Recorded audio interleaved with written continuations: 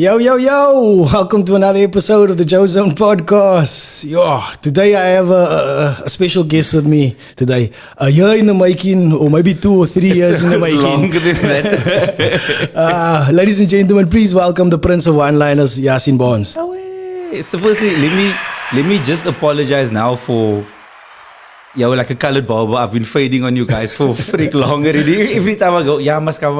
And then last minute, I don't stick it, work comes up. But that's also, I say as a freelancer, anybody that has their own hustle, life happens and sometimes you must go. I think one of the times it was like load shedding, yes, and we didn't have a backup generator in the studio back then. The closest we got was yeah, we were like right there, and then load shedding happened. Like that was happy because I was like, it's not me, as long as it's not me. But we're here now, and so for those of my guests that for the listeners that doesn't know about you, YAASEEN, the Prince of the One-Liners. I think you started on Twitter, nah? Where was your first platform that you hit? I know it wasn't the stage. No. So first, I'll say Facebook was the warm-up. Was Facebook the warm-up? Yeah, but then when I got to my Twitter, that was when I found my stride. Because I got to tell a joke in 140 characters. It was first 140 characters. And I learned that, within that characters, just to hit that guy, just so. And then I think within the first year, I'm on that platform now, maybe 13, 14 years now on Twitter. Yeah.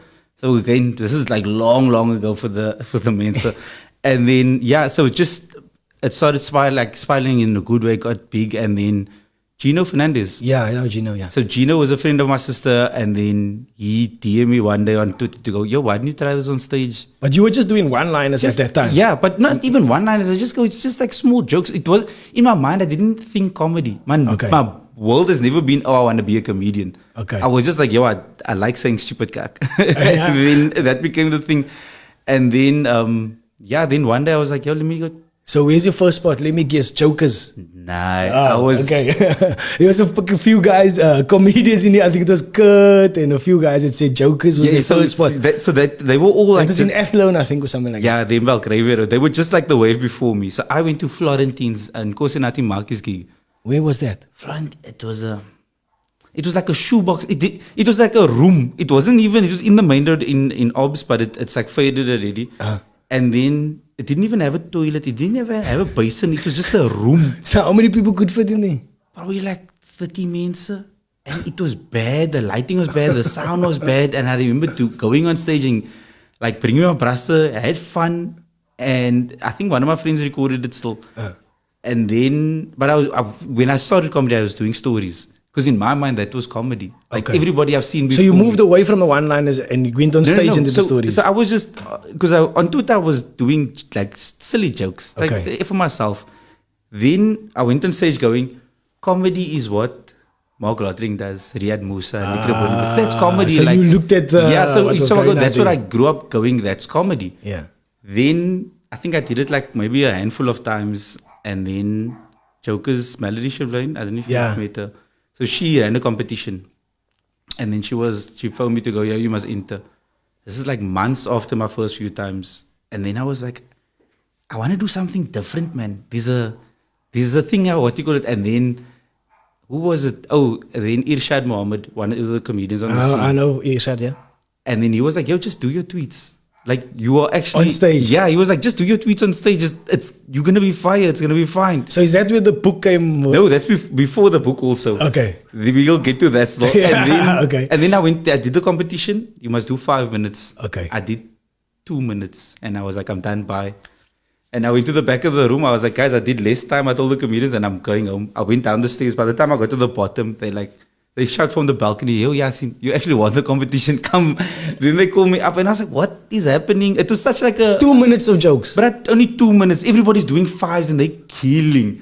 It was such a different mind I had then. And then. But then you must have been killing as well for the 2 minutes of jokes and everybody else is doing 5. But when you're on stage, you don't even think, there's so much happening. You just I must remember the jokes, the people don't make sounds. I just want to think what's happening.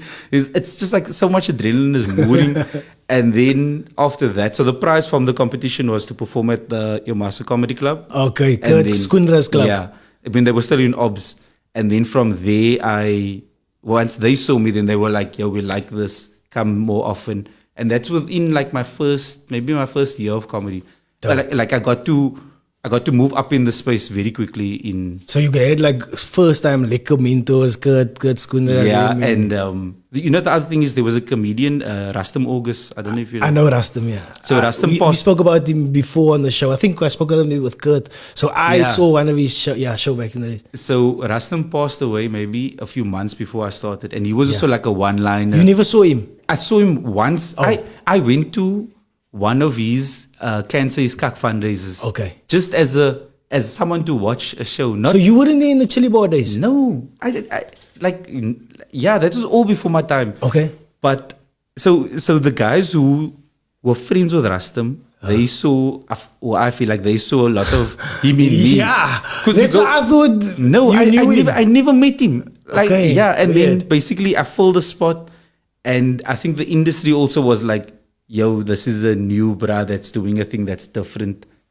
Come. And then a lot of the Cape Town scene took me on. Joburg took me like very quickly early on. So Rustam had this deadpan way. I used to I saw a few of his shows. Like I was fortunate enough to see a few of his shows, and he used to have a deadpan thing, and he used to have this roll like the till roll. The till roll. Yes. So dude, like you say, I got like a few jokes. So then he like fall on the floor and like rolls. This mad man. But anyway, I remember him. And he was at Azula, so he had that gig there. And Gino and for a while. You mean Gino ran the scene. Like they were proper, like they kept the industry alive, I think, for like a good time. Yeah. Where there wasn't anything in Joburg, it was just Rastaman. They were conduit between the old school and the new school. What are they? They were the Starving Comics. The Starving Comics, yeah. And they were like, they proper set down like how comedy, I feel like a big part of how comedy is set up in our country. They were a big factor of that. Yeah. And it was done here in Cape Town. Crazy. Armchair theatre still blows my mind of like how important that room is. Like that room, Riyad Musa, David Cow, Kagiso Lediga, Stuart Taylor, Nick Rabinowitz. Like there's so much people that started in that room. Like that room is like the reason a lot of us have careers and jobs because of that space. So I speak about this quite a lot. I say the energy in this room, there's an energy from all the positivity and what was happening and talking about and people that came in here.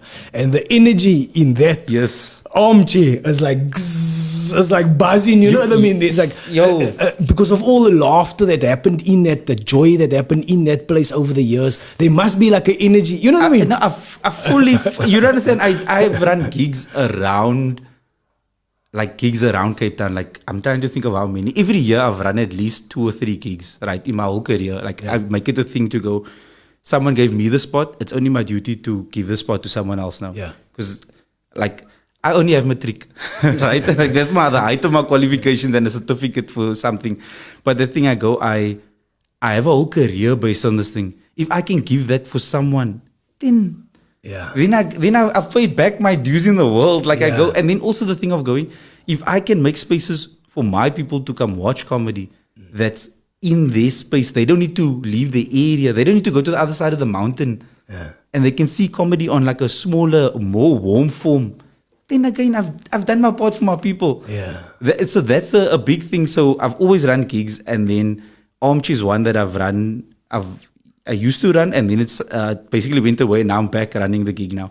And there's definitely something in the room of, there's just like a love that both comedians and crowds bring. It's a special place. You like to play yourself as not the smart guy, like, only got the matric or something like that. But there's there's an intelligence to your comedy.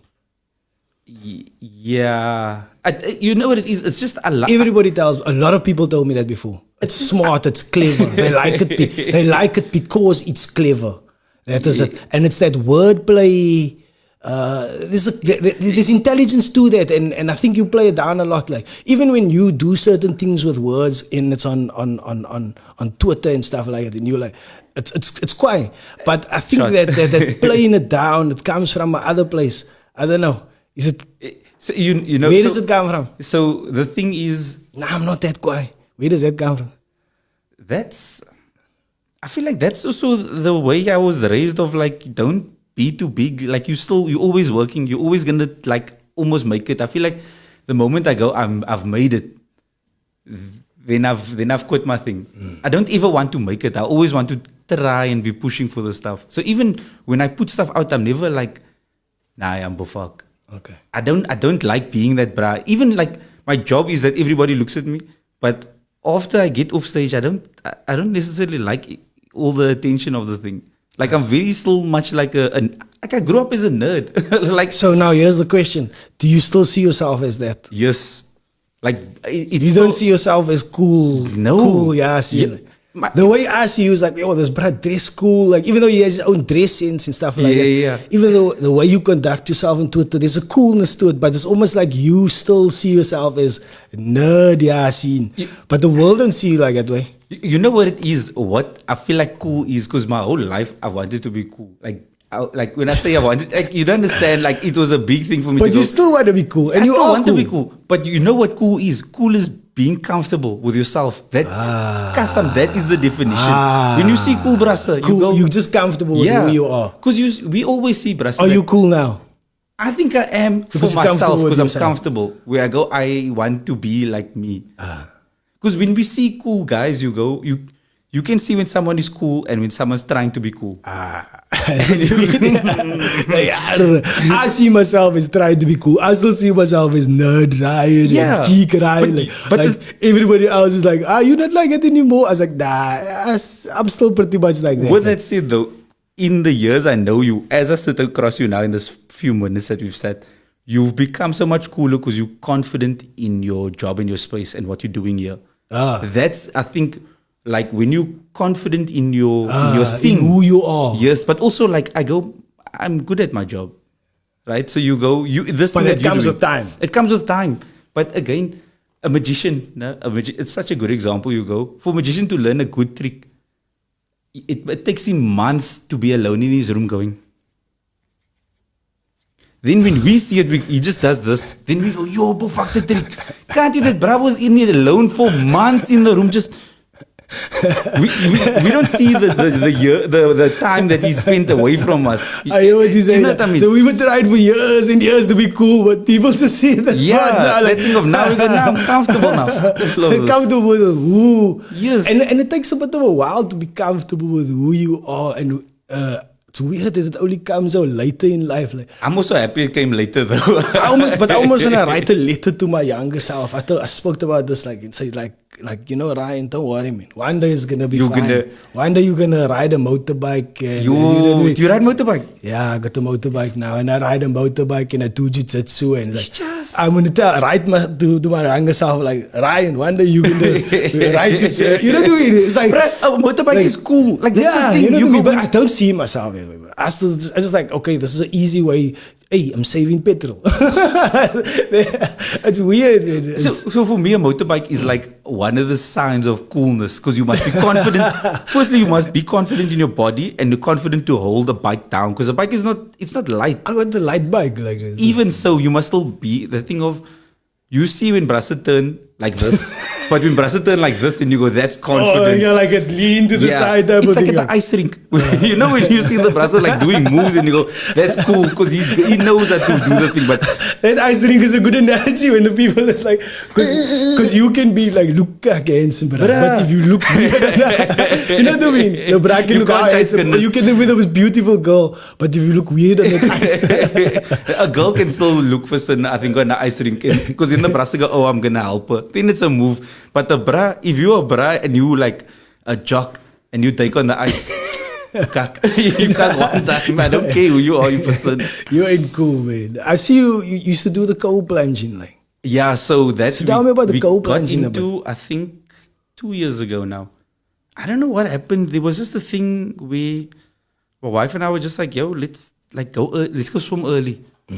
And then we started going to like St. James and to like Clifton. But we go like sunrise on like the weekend. Yeah. And there's something in the cold water that makes you right. Actually, no. There's different people find the thing in different spaces. So for me, it's the water because it's a hobby. Right? So you always like the ocean? No, I'm not a good swimmer. Like I'm in the ocean most days of the week, but I'm not a good. When I say I'm not a good swimmer. Like nah, most colors can't swim. With that We said, never went to swimming classes, We, can't, like- we might not be able to swim well, but we can dive. Eh? Yo, the man. Good divers, not so good swimmers. Yo, we get in the fucking silky boxes, a Tasmanian devil boxer. You know that brother's gonna start a fucking backy in the. But so. The thing is, a hobby, I realized like in the last few years, like hobbies keep you sane. Because a hobby doesn't, so I read this thing where like you need a third place, right? So your first place is like your family and your home. Yes. And you're the type of person when you're there, Yeah. right? You have responsibilities, there's things you need to look after. Then you're at work and you're a different person at work because there's responsibilities that need you over there. So comedy is your work. Comedy is the work and the hobby at the same time. That's the I want messy to- part. That's the messy part. So then your third place is the place that doesn't need anything other than you. Like you go, that's only your space. It's not work you, it's not home you, it's just you. Like it's a hobby that removes you from the world, and any time you spend there is only time you spend with yourself. And that's what the water is for me. Of going like like when I get cold, then I go, I must fight this. If I take long, I go, it's me that must take long in the water. Like it's not, when you're in the water also, there's no phone or anything. It's just me dealing with my body. It's being present in that moment. Like. It's being fully present. I can't think of other things other than that thing. That's what the water does. So the problem with comedy is that I love it so much and I enjoy it so much. It doesn't feel like a job. It just feels like my favorite thing I love to do. Yo, you're lucky. But I say Alhamdulillah every day, like God, I thank God every day, whole day, just because I found the thing I love to do and I've got to make it my job. So when I see people, I go, I wish you get to find the thing you love to do and make that your thing. Like Yeah. even and you 100%. I go, and not everybody finds. It takes a while to find. So the thing I go, I don't want you to do comedy. I want you to do your thing and find your thing. Like I don't want people to see me and be like, oh no, they mustn't be like jealous away Scotland. all over the world. But the thing I go, I don't want people to be jealous of me and my job. I want people to see me and go, I want my version of that. That's the thing that's the type of representative I want to be to my people. Yeah. To go, I only have matric. It's difficult, man, and it's also it's good if you find something at a young age also, right? Yeah. So like I've spoke about this before, like I was lucky enough, I'm a graphic designer now, but I was lucky enough to find art at a young age, like a way to almost like to express myself. Yeah. A way to express myself. So at a young age, I was able to do art. I was not the best drawer and stuff like that, but I could express myself through art. That's important. So that was my first thing. And then lucky enough, there was art as a subject for me at school, right? And then, what school did you go to? Norman Enschnood. Oh, nice. They had it as a subject, but I also did art at school, but anyway, carry on. it wasn't on site. It wasn't on school. It was like off-site. It was in Frankie Bay. Oh yeah, I went to Frankie Bay also. You also went to Frankie Bay. So it was off-site in Newlands, right? And then there we used to have this visual diary, right? So I was useless in all my other subjects. I got like 27 in science or something like that in matric, and I almost failed, like, right? But I had this visual diary, and then I had this concepts, but I was high all the time. Writing in this visual diary, right? But there was also like some things like storyboards, like in the visual diary. Yeah. And then I gave it into this teacher, and then she was like, "Oh, this is brilliant," and she gave me like 90% for art. Yes. And then boom, the next year, because of that, I got into Cape Tech. And you found a lane. That's the thing. You found your lane. Found my thing, like. But also, there was the right mentor at the right time. You know what I mean? Like this lady seen, oh, there's something in this, bruh. It's not maybe painting a canvas, a beautiful painting or something like that. But look here, this guy's got ideas. When he puts it on page as a storyboard, this can be translated in a graphic design sense. Yeah. And she saw this and like, yo, let's go. You could go forward. And then like having that mentorship is so important. So I don't know at what stage you had like a comedy mentor, but so even having that. It's not even comedy mentor. It's my mom. So from, I think I was like in standard 2 standards. Your That's mom? how old, yeah. So my mom was always like, she encouraged us to find your passion. So I was always into like drawing and stuff, right? So I was like a middle student where I was like getting like 70s, 60s, 70s, 80s was my thing. But I was never the top of the class because I never applied myself. I was always like, I'm smart enough to just get by. Yeah. Right? And I was never at the bottom. So the thing when you're in the middle of the class, no one notices you. Yes. So if you're at the bottom, you're concerned. If you're at the top, they see you. But if you're in the middle, you can... You want to just be like invisible guy. So I used to coast through school because I just needed to get by. That's all I needed. And I figured out systems like that. Then, so I was like always interested in art. And my mom was like, yo, I'm going to find your school that looks after the art. So then I went to Frankie Bay till I think like standard 5. Did your sister also go to? Yeah, so my sister and I both went also. Because my mom was like, yo, she wants us to have more than what she could have also, right? Yeah. So my dad's a jock, so he was always like, yo, you must go do sport. Right? I've played every sport and I was cuck at everything. Like, I know how you feel that. I can feel sorry that my dad got a nerd instead of like a sport lady. And then, so then even through school, I went to Livingston, I did art, I did the history and the practical and stuff. And I knew like creative was a thing in me. Yeah. I just didn't always know how to get it out. Then my mom was also like an English teacher, so I learned words and stuff through her. That's where the wordplay comes from. That's where like my love of words. Creativity and wordplay together.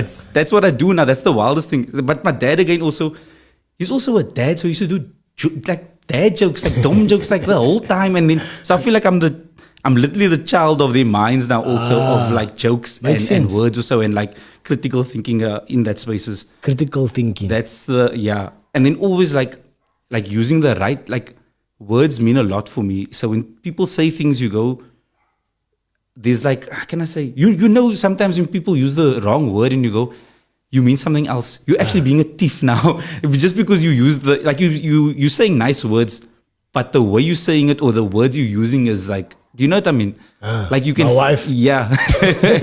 You know when you're being cucked out in a nice way. In front of people at a dinner conversation. When she says, you know, he also does. Then you're like, I'm being cucked out now in front of people. On the drive home, you're going to be in the cuck also. But those are things, so like words is very... Anyway, I don't know. I'm getting off the track. That's ADHD and we'll discuss that also. No, you're 100% on track. You the of the all their minds. It's all that creativity. That's what I want to see where it all comes from, and that's what we need to illustrate to the people. Like, and people out there is like, we just showing how we got to where we are, right? Not even how we got there. People only see what we are. People don't see the times and the years that we lived to get there. And but we want to know how you got there. You got there through being a creative. Like, there was always one of my questions here is like about your sister. Like, how old is she? Older than you? She's 2 years older than me. 2 years older than you, right? So you and her went to Frankie Bay, right? Yeah. So you got these two creatives within her household, no? Yeah. And I'm sure there's some competitiveness happening there. Creativity, in being creative. You know what's wild, no? Is yes and no. Because so firstly, you collaborate as well. Yeah. So I went to, I'm going to tell you now also. Yeah, come, I'm ready. So after high school, I went to UWC, studied a BA. No? I did 4 years of a 3-year degree and didn't finish. Yeah, I did extra years for basically. Yeah. Because I just realized I didn't want to do this thing. Like I could do the work, I just hated the institution of it. Because in my mind, I'm like, this is high school. Yeah. If you ever like at university, you just go, I must learn the thing and tell them the thing. I go, I want to make new ideas. It's the creativity that was pushing. I didn't realize it then. Then I dropped out, went to go do work, and then Irishka became a photographer during that time also. And then I became her assistant. So there was a few years I was basically assistant, I think for like 2 years. And then I went to work for someone as a photographer, as a videographer. I started editing videos, editing photos for like a small company, did it for like a bigger company. Then I went to work at Click's head office for a while. Then I worked at Timberland for a while. Then I went to work. Doing creative? Not even creative, just like you there doing admin because I needed a job. I didn't know what I wanted. Every time I got to it. Yeah, every time I got to a thing, I was like, this isn't me. I'm leaving. My parents would be just, but they would support me and I'm grateful my parents had. Not everybody's family has that supportive. I also realized that my times that my father was cucking me out, in retrospect, I go, yo, the man was trying to look out for me, but my mom was always just like, okay, we're gonna go with you on this. Then I did a diamond grading course also, because my sister got me a job at the diamond company. I did like a grading course there also. I'm not grade diamonds. Sure. Stupid. Anyway, then I worked for census, Stats SA. I did a census where you go to men's houses and you ask them weird questions. But I've done jobs on jobs on jobs going, I don't know what this thing is. Then my dad got me a learnership through Santam. So you basically like get a qualification in insurance. My dad's in insurance, so obviously we Muslims, so we smoke. So he got me in the thing there. So then for like a year, you work, you study and you work through them. Yeah. Then at night I was doing comedy. But in that year, I won the Laugh Master. Yeah. Then so you win Laugh Master, then you go perform at the Baxter. Right? On the lineup for the Baxter, it's Nick Rabinowitz, Riyad Musa, Mark Lottering, and Trevor Noah, and YAASEEN Barnes.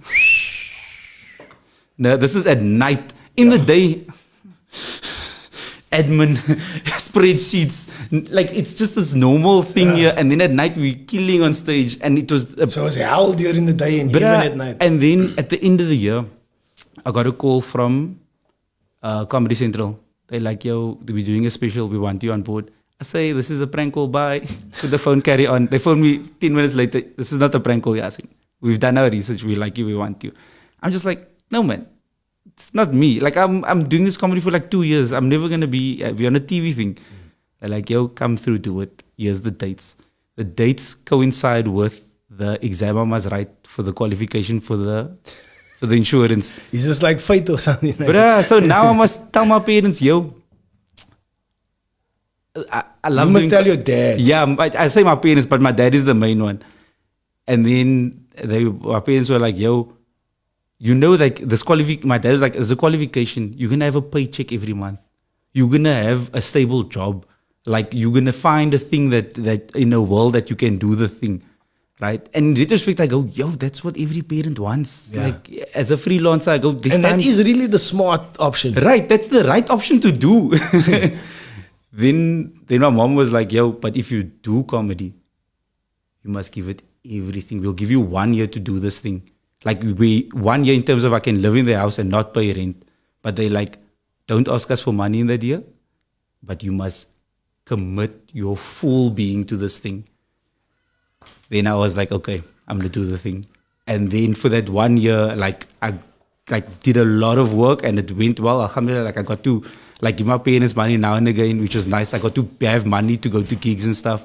And essentially that year that my parents gave me, like the leeway, was the year. I know it's a privilege and a blessing, but my parents looked after me, but they gave me the space to be. Yeah, to be creative. Yeah. And then also the thing of, because my dad wasn't fully invested in comedy also, because he was just like, this isn't real. Like the men at the mosque, the people at the mosque, like we live in a community, the people at the mosque saw me before my dad saw me. And they were like, yo, your son's funny. Then he was like, okay. Like he saw me, I think I was like two years into comedy and then he only saw me for the first time. But my mom and my sisters, they used to come like now and again to the big shows. And then, yeah, then comedy started picking up. And then, because like my dad's a man of the mosque, of the community. Yeah. So I was always for Art's son. Yeah. Like when people see me, they go, oh, for Art's son. And now he's YAASEEN's father. And he was first weird with it, and now he's like, nah, it's all right, it's quiet now. It's quiet. So that thing of, like, I'm also grateful that I have my parents around and I've worked enough to make them proud of what I've done so far. Yeah.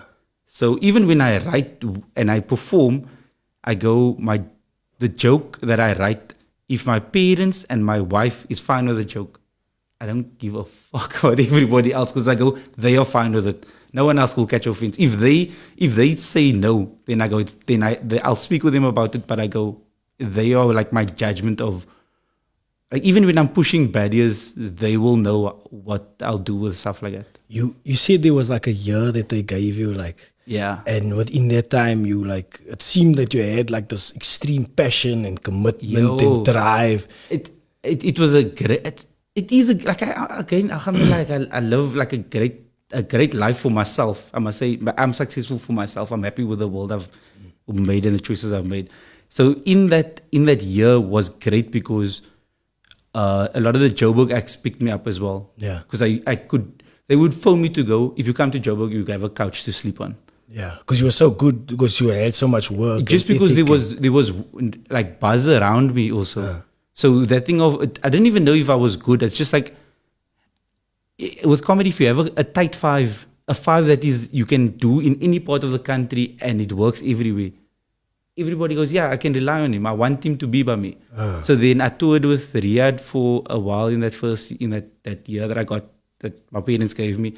I performed a lot with the Goliaths as well. They used to like look after me a lot. Cape Town looked after me, Joburg, Durban, all of them came through. And that essentially was like the start of like a big boost for myself. Do you still have that same passion and drive that you had in that first year? Yes and no. Because when you also know when you do something and you're young, you do it like, you're naive about stuff. Like you just go, I'm just going to tala. I don't care what's going to happen. I'm going to see. Now it's like, I can plan things. You also like, you chase blindly. So you're doing gigs that's not good for you. You're performing in front of you doing gigs that's not good for you. Yeah, you've done. What do you mean by you've done show? We've both done shows where actually one of my worst deaths that I've ever been on stage. We performed at the restaurant Zapata in I know that in Harville Village. Yeah, I did well in that place. There was one night we did. And normally I always do kaka. There were nights that it worked. There was the one night that hurt the most. I was on stage, so. Let's say this is the stage I'm on, in the window and the doors over here. Yeah. Busy performing. Well, I'm like 2 minutes in, a 7-year-old, like a child comes up to me. Can you keep quiet? I want to talk to my mommy, please. Now, what must I? I'm not child, this whole child. So then I was like, okay, bye. Put the mic in, got in my car, drove home. I left all my stuff. I was like, I'm going home. I'm done. Like How long were you into comedy? This must have been recently. No, this is like 3 years ago. Yeah. No. 3 years into comedy. Oh, 3 years but you just into like comedy. You go in retrospect. I go, I shouldn't have gone on stage because the room wasn't good. So you go. There's so many bad rooms where you go, I shouldn't be on stage. No one here wants me to do comedy. Do you know George Blacksmith? Yes. Here in some rooms, it's also cool. Yo. So one day, he asked me, don't I want to do this gig? And I was like, at that time, I was doing quite a bit of gigs. But he calls me, don't I want to do this gig with him? It's an Indian restaurant in Fishhook Main Road, right? And and they've got like this, they've actually got like 2 thrones there. Have you seen that? Yeah. There's like a throne, 2 thrones, and then there's an audience here, and then there's 2 thrones, and then this Indian auntie and uncle, they sit on the thrones, and then they like, okay, they're gonna watch the show, and the rest of the people is not gonna. But it is weird. But yeah, George Blacksmith. So that's the thing, when people see us. I know what you mean by theaters weird or like spaces. They don't. Again, people don't see the cuck shows that we do, the cuck places but we it's go fun. to. It's fun. Don't get me wrong. I have stories now because of it. Like this life experience. But you go, when they see you at the Baxter, when they see you at like these nice shows where everything is set up for comedy, it works. It works because we've done all the other cuck shows. So that's the work that comes with. Like nowadays, I go. Most times I can say when I go, I want to go gig and when I don't want to. But nowadays, I'm probably on stage like maybe like 4 times a week, compared to like going up like 8, wherever, like you're driving every night you're going from like place to place to place to just be on stage. Now I can choose where I want to be on stage now, which is it's a nice thing. Also, when you run your own room, you get to perform when you want, which is a fun thing. You still performing a lot like currently, like at this very moment. So I'm coming out of a dip. Yeah. So I don't know if people think about it. So someone explained like we are animals and we have winters and sometimes we must hibernate and sometimes we must be in the spring and summer of our thing. Yeah. Like sometimes you go, why do I feel so down? Like I'm just like things. So that's feel what I wanted heavy. to ask you about. Like, things feel heavy right now. Yeah, the world is It's kaki heavy now. it's a any space you look at, you go, yo, people are struggling. Nah, but it specifically because of the genocide that's happening. Bruh. So there's like this one thing on you on social media, and it's like, yay, we won the World Cup. And then the next one is like you swipe again, and it's it's a dead baby. genocide. Yeah, dead baby. Like, so I wanted to ask you about this. Like, I don't feel like it's like sometimes awkward speaking about this stuff. How do you go out? And this is like a very serious podcast. This is not Yeah. like, I don't come here to make people laugh. If we do make people laugh, yay. Bonus. But I'm very serious. But it's just the times feel heavy. It's not liquor. How do you go out and go try to make people laugh now? So it is it's a weighted subject, and it's a lot that's happening, and we are witnessing people being wiped out. It's the wildest thing to go. genocide. It's a proper genocide. So 2023. yeah, and also the thing of you scroll, you see it. No one goes on Instagram going, "I'm gonna see people die." Yeah. But now it's just there. Like you swipe, there's no trigger warning. It's happening. But at the same time, we also need to take note of those things. But I also realized the importance of my job. Yeah. Of going, sometimes you must provide light. Like you have to just try to give. Like sometimes I'll post something and I go, it might mean nothing, but someone sees it, and the thing with like a joke and with comedy is when you laugh, you don't think of anything else other than the thing that made you laugh. Like it's a holiday and a break from you in your mind. That's why like people send memes constantly, is because it's a little bit of dopamine that goes. No, you know what I mean? Yeah. Just like, It's just that moment where you go, it's a little bit of a break. So I wouldn't say the importance of a comedian, because it's not that. It's just that if I think of something funny, I go, it gave me a break. If I can give it to someone and give them that break, then I've done a bit of a thing for me and someone else. So that's why also like the water gives me a break, because I get to be away. Then that thing of like now seeing this, so there's days where I'll share like about the I'll say the genocide and the harmfuls of the world, and then there's days I take a break from it, from posting it. Even if I see it, I go, just if someone comes to my profile, they're gonna see things that we can give them a little bit of light. yeah. Because again, the world, like we have to, you have to see, like find some light in everything to go. Because if you don't, you're just gonna see grey for a long time. But I feel super powerless, man. I have 3 kids, and like my youngest daughter's 2 years old. Like now you see a 2-year-old or like I feel so nar and not liquor. It's like, and I feel powerless. Yeah. What do you do? How do you like speaking out is like, and this is 2023, bruh. This is not, we're not in what can we do? So I feel the thing of take breaks. It's so like we're living, like the problem with social media, it's made us live such a fast life of like things are so fleeting. Like someone will post they've worked for when people make a movie, it takes years to make a movie.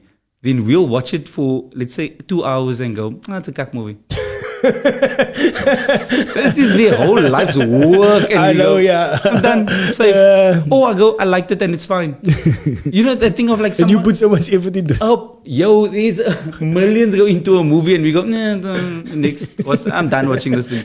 It's like, so sometimes you'll see someone post something online and you go, it's a success. Then you scroll on and it's gone. You know what I mean? Like that person's, we don't understand we don't understand all the work that goes into that one person's thing. Yeah. So again, sometimes you must just take breaks. And like, for me, it sounds really like, what's wild is not like, for me on stage, I'm funny. Like I go, that's my space. I can fully be funny. Yeah. But when we have the talks, I struggle to be funny because there's a lot that's happening in my head that's not funny. Yeah. So when I have these talks, sometimes it gets, I'll say airy-fairy, but like mindfulness and gratefulness. Gratefulness is I feel like it's a thing that's kept me alive to go, if like I can't be sad and upset if I go, I have a family, I have a job, I have this and I have that, and I have like there's so much things for me to be grateful for that it's almost, I feel bad for being sad. Do you feel that do you feel that because like certain creatives or a comedian, right? Or let me use myself as an example. I don't think I would have ever understood extreme highs, right? The way I do, because of I don't think I would have. Sorry. Sorry. That way. This way. Sorry. I don't really think I would understand like extreme highs if I hadn't ever been on stage. Yeah.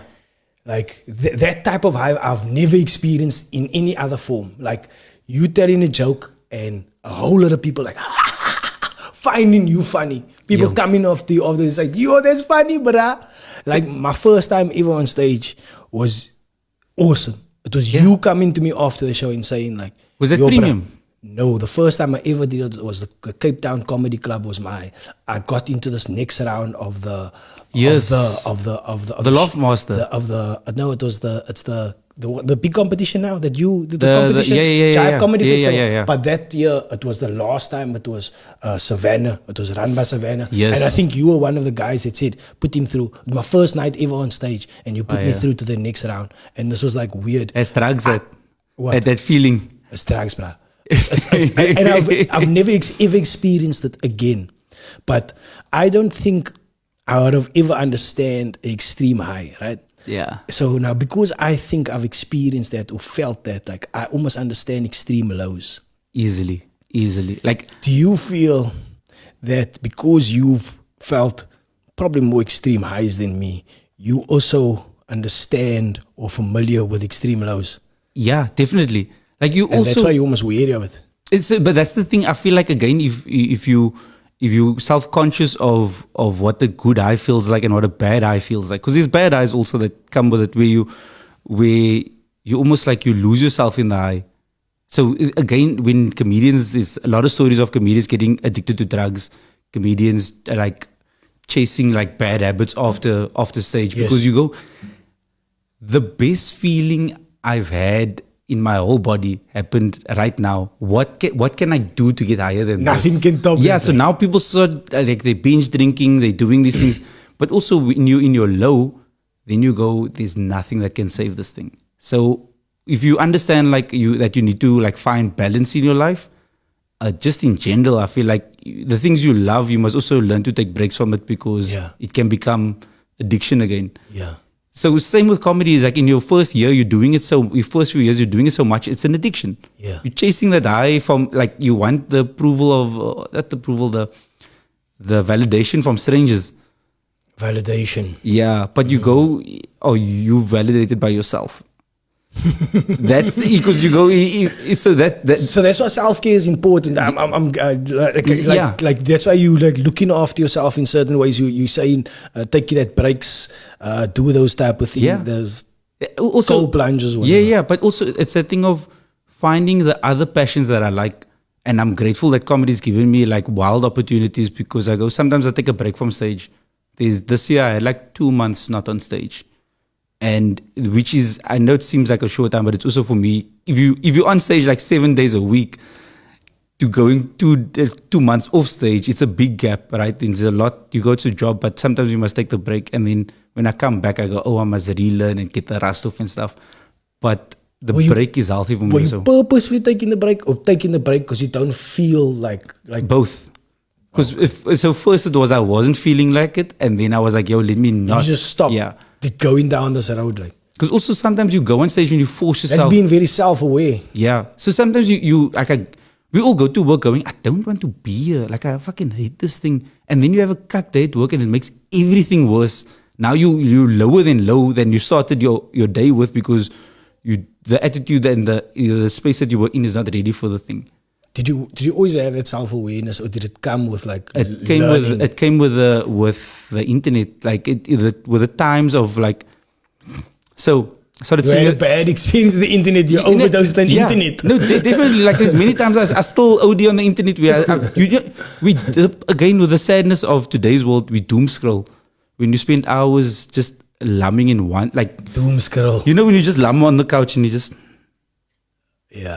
and you do fuck all for like hours just looking at things. And you're taking in Okay, I don't do it for hours, but I'm familiar with but it. you know when you come home I and guess you go, different people have different. yeah. So I go, for me, I have those moments where I lump on the internet and I just look at stuff. And I go, yo, you must find breaks and balance. But also, these things on the internet that's positive. Like I've learned so much from TikTok of like self-care and like taking breaks and doing the things. I'm not perfect with it, but I try. And I also started seeing a psychologist, seeing a psychiatrist, got meds for my ADHD. How did you know you have ADHD? Or how was it diagnosed? Sorry. So I started going to psychologists because also like my life wasn't right, man. Like it just felt like. Was this pre or post COVID?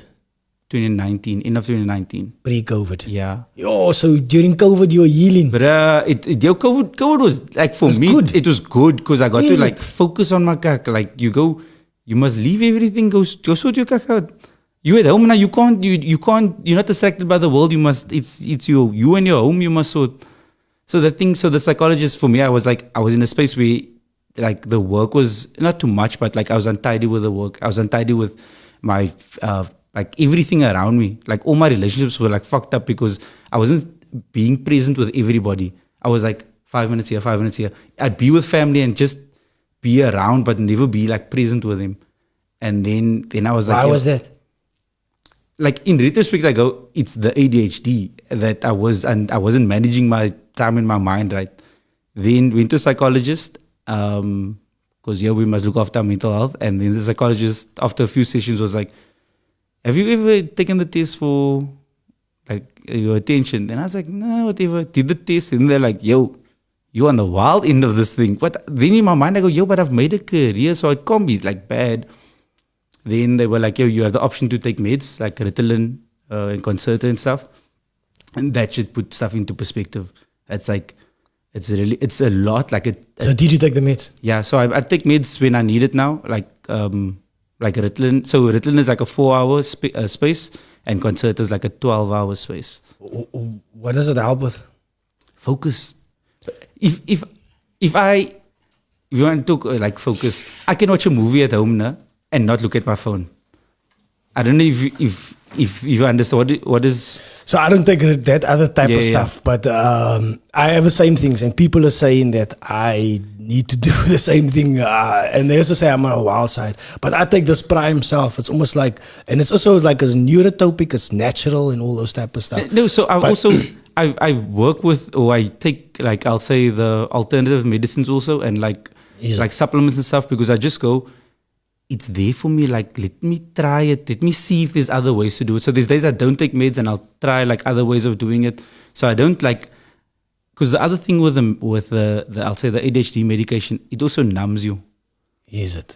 That I'm scared for. Yo, so it almost like it like pulls your whole world That's just a bit together. For. It's not the worst thing though. Like so I go, I can be around people, I can be present with it, but I'm not like, yay. So I go, let me be with my people now. Like it's nice. And then so then I'll also find like alternatives, because I also believe natural that, like the natural medicines and stuff. So yeah, I've been advised to take that. My son, my son goes to an OT. He's not on the wild side, he's on the average side, but now they've given him things like coping mechanisms. Now, because they introduce it at a young age, coping mechanisms at a young age, it's almost like a precursor. So if you don't learn those coping mechanisms, you can go further and further and further down the line of whatever. So he's certain things that he's learned, and he's like almost like they teach you to self-teach yourself. Why. It's so it's like pushing like against a hard object and like almost like releasing all that thing. So your cup is overflowing, and then you just like let all that out and stuff like that. So yeah, it's OT is expensive, bruh, but now he's going to less and less. Obviously, he doesn't need to go as much. But yeah, I'm also like, yo. Firstly, before anything else, thank you for being parents that's better than our parents. But our parents didn't know, bro. That's the thing, they didn't know. So sometimes they were just like, oh, he's mal. Oh no, there's like it's a sugar rush. Oh, he's busy. Yeah, he's a busy. Like, but you go, or they go, oh no, just give him the puller. It's a mal puller. But you go these other ways of implementing things and like going. the things, so the stuff you're learning now, you go, he's going to be better than you because. But here's the thing, I taught myself coping mechanisms. So my father, again, like, I was also useless in sport, but he was militant when it came to sport. So you must do a summer and you must do a winter sport. I was a skinny kid, I can't do much, but I did it and I did it and I did it. And then at some stage, it's sick of that ADHD part. Like, I started to obsess about whatever, finding my own thing and obsessing about it. Oh, finding boxing. Okay, now I'm obsessed with this. Oh, finding jiu-jitsu. Oh, now I'm totally obsessed with this because there's so much options. And the awesome thing about jiu-jitsu is like when I'm doing jiu-jitsu, it's like there's so many options and there's so much chess moves that you can't think about anything else. You must do it. You're going to be awesome at it because you got long limbs and stuff like that. No, but that's the thing. It's you finding your third space. Yeah. You go, when you're doing that, you focusing on that. You hyper focusing. You go, I want to be good at this for me. I don't want to be like even with my comedy, I go, I don't want to be like this most amazing thing. I go, I want to be liquor for myself. Like, I want to have fun on stage. I want to be fun for me. Like, I want to be fun for the people. I go, I don't need to be the best person on the funniest person on the lineup. I go, if I have fun, then they'll have fun. And that's all I need. But it just so happens that you're very, very good at it. That helps. Yeah, it's just a bonus. It's a bonus for the thing though. But it again, the thing of, I feel like I'm good at my job for me because I enjoy it. That I think that's the trick, is to go, if I enjoy it, then I'll have fun. That even if I'm having a bad night, because I've had times where I've gone from a janaza to a job. Like a funeral basically to stage. Like I've buried my aunt and I had to be on stage within like 2 hours after like being in the hole, like putting the body in the hole. Yeah. Then I must go to stage. How do you do that? That switch to go, but that also comes with time to Professional. go. Yeah, you go, put that there. I'm here for this. Let's ease up. Let's do the breathing techniques. Let's get into the right space because I just need to do half an hour for the people and I'll be fine. But it's the thing of like managing your mind is like it sounds so airy-fairy when if I talk about this stuff, but it's genuinely, I wish more people were more like self-observant about themselves before, because we also come from a community where what will the people say? You know that line, because we always worried about what will the people say. Yeah, but we never worry about what the child is the child struggling, but they go, what will the people say? So we never looked after the children properly. We always go, what will the people say about the children? So now I go, look after yourself, look after the people in your home first before you worry about the men. Other people, yeah. So again, like sweep in front of your own door. Being like proper self-observant. Don't even sweep in front of your door. Sweep in your house before you sweep your own stoop. So like being like self-observant and looking after yourself for yourself. Is it? You also get to be a better person for the people around you if you look after yourself. Like, again, we're living in a time where my dad is like 74 and he still works, right? And it's like he loves working, he loves his job. But I also want to have a space where I can take breaks and like work when I need to. Like he's managed that for himself where he gets to take his holidays and stuff. And I want to have such a life where I don't feel like I want to need to like retire. I can just do what I want for how long I want. Look, but you seem like, as a comedian, you seem to have, you're your own boss. Yeah. You're your own boss, basically. Which is the worst thing because my boss is an asshole. He's a slave driver. The thing of you have to be tough on yourself and you must learn to like self-manage. And again, self-manage is not my strong point. Especially having ADHD. But, you know what I mean? So again, I'm grateful for like my support, my cheerleaders that I have, my family and friends, and my colleagues also, like the comedians that I work with a lot. Do you have a team behind you? I saw once, like I thought I saw you have like a team. Like, so I have different spaces. I have different people for different spaces. Okay. Like I have I do a podcast now called Coffee and Controller. I saw that. I was going to talk about it, that gaming show you had. Yeah. So again, it's me and my brother. We used to not like, you don't when we talk about nerds, like Friday after school, we used to go to the Wambra's house and play till Sunday. Games. Yeah, like when I say we used to leave the house at 2 and then go, I'm seeing you at 10 o'clock tomorrow morning. Who's this guy? I wrote down, he's like the key maker. Like, he remind me so of like a key maker character. Like, he got the key to like any door. Like, everyone's got it sorted. Yeah, like he's going to come to you and key to another dimension. Shadley is my second friend in like, I met him on the first day of school. Like, that's like, so I met my wife on the first day of school and we sat next to each other. Then during break, I met Shadley.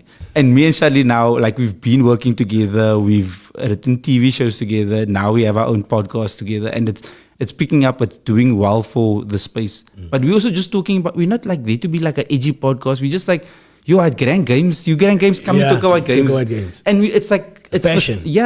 It's just a thing that we enjoy. It's not like, we're not there to be like clickbaity or everything. We just go, did you Grand Mario? Nah, could you finish Mario?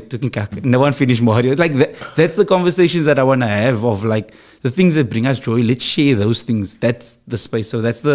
So with the Coffee and Controller, there's Brad that shoots and edits for us. My brother-in-law is also part of that, and he's like a brings content to the channel. And then I have when it comes to my comedy again, there's KG Mokhari and Dylan Oliver. Yeah. Like they almost like my colleagues and like Brasa and my colleagues. So like if someone comes to me with like a business opportunity, then I speak to them because I go, they've seen things. And then I get to have like discussions and like we also do comedy and we talk about our work and stuff, but we also just get to be Brasa. So I've got different spaces of different friends that look after me in different things.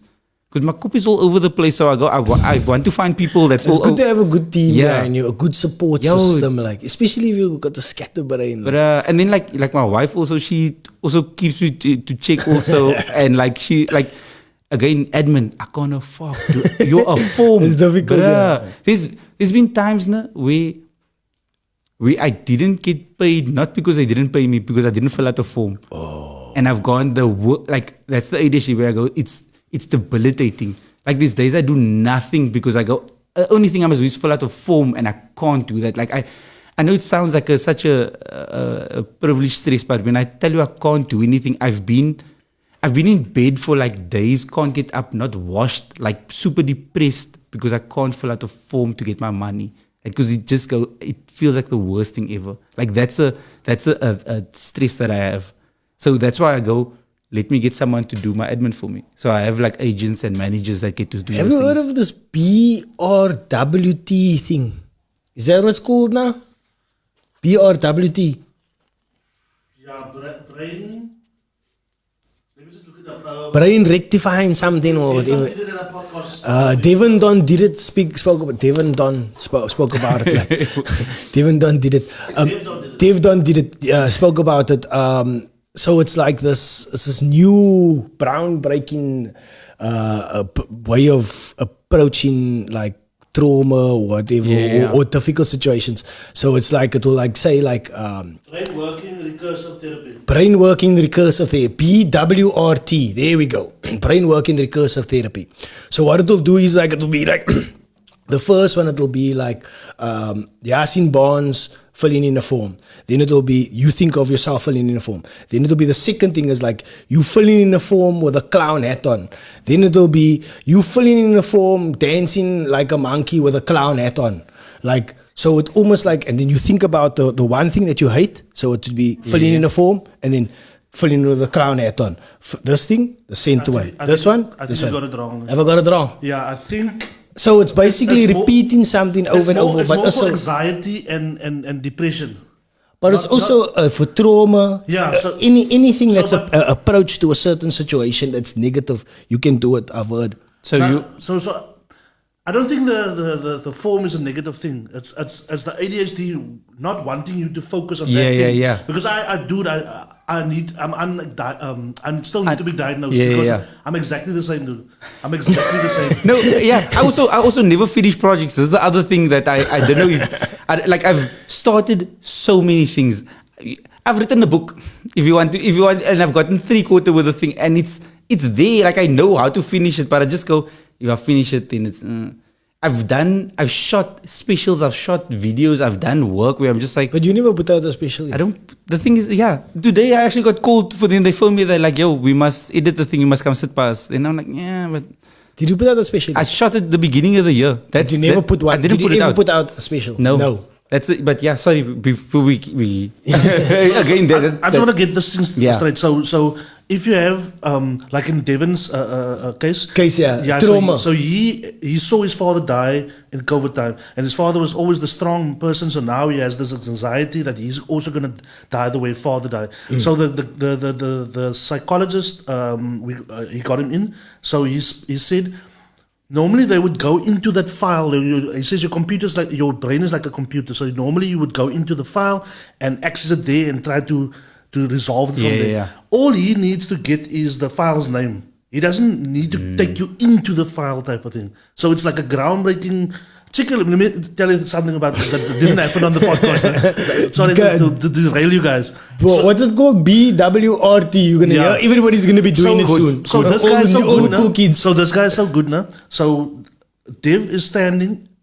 So the psychologist asked me for a tape measure. This is right after the podcast. What's he gonna measure? Oh no, that wasn't a sexual thing. So he takes the scarf like a flexible scarf, right? Yeah. Type thing, and it says just pull as far as you can. Yeah. Right? It pulls like this. They measure it, blah blah blah. They go outside. He says that he doesn't want to give the secrets away. Goes outside. They chat about for say just 2 minutes. He says, come back, close your eyes, put your hands on it, and think of the clock. Think of the clock ticking. That man makes up, and then they measure it.